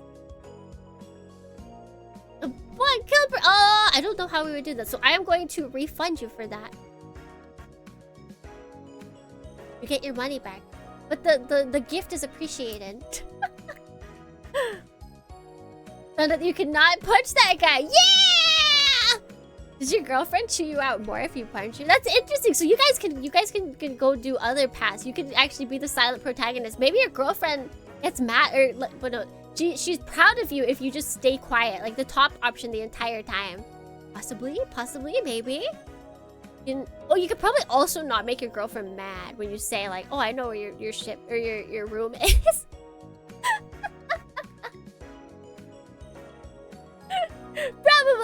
Probably. But yes, so that's it for today. We will finish this tonight, JST. In 2 days, we're gonna be continuing, building Daisy Ogre, and then probably we're gonna finish building her pretty quickly. So then we're gonna switch over and we're gonna see how I can paint her. So she can be a Tsukimi custom.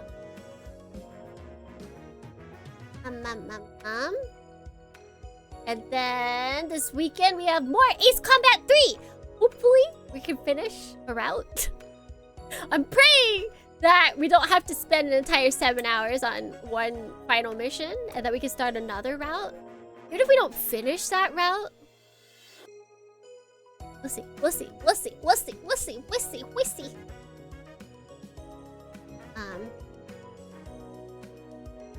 Ace Combat 3 Part 2 Electric Sphere Boogaloo.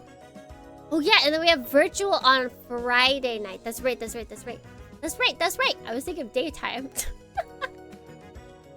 Virtual on, we're going back. I'm very curious if I've gotten better since we've played the other virtual ons. So now I actually know what I'm doing. I also have to remember what I'm doing. It'll be interesting. Very exciting. So, until then, thank you all so much for hanging out with me today, for enjoying the demo. And until next time, wherever it may be, Otsukimi!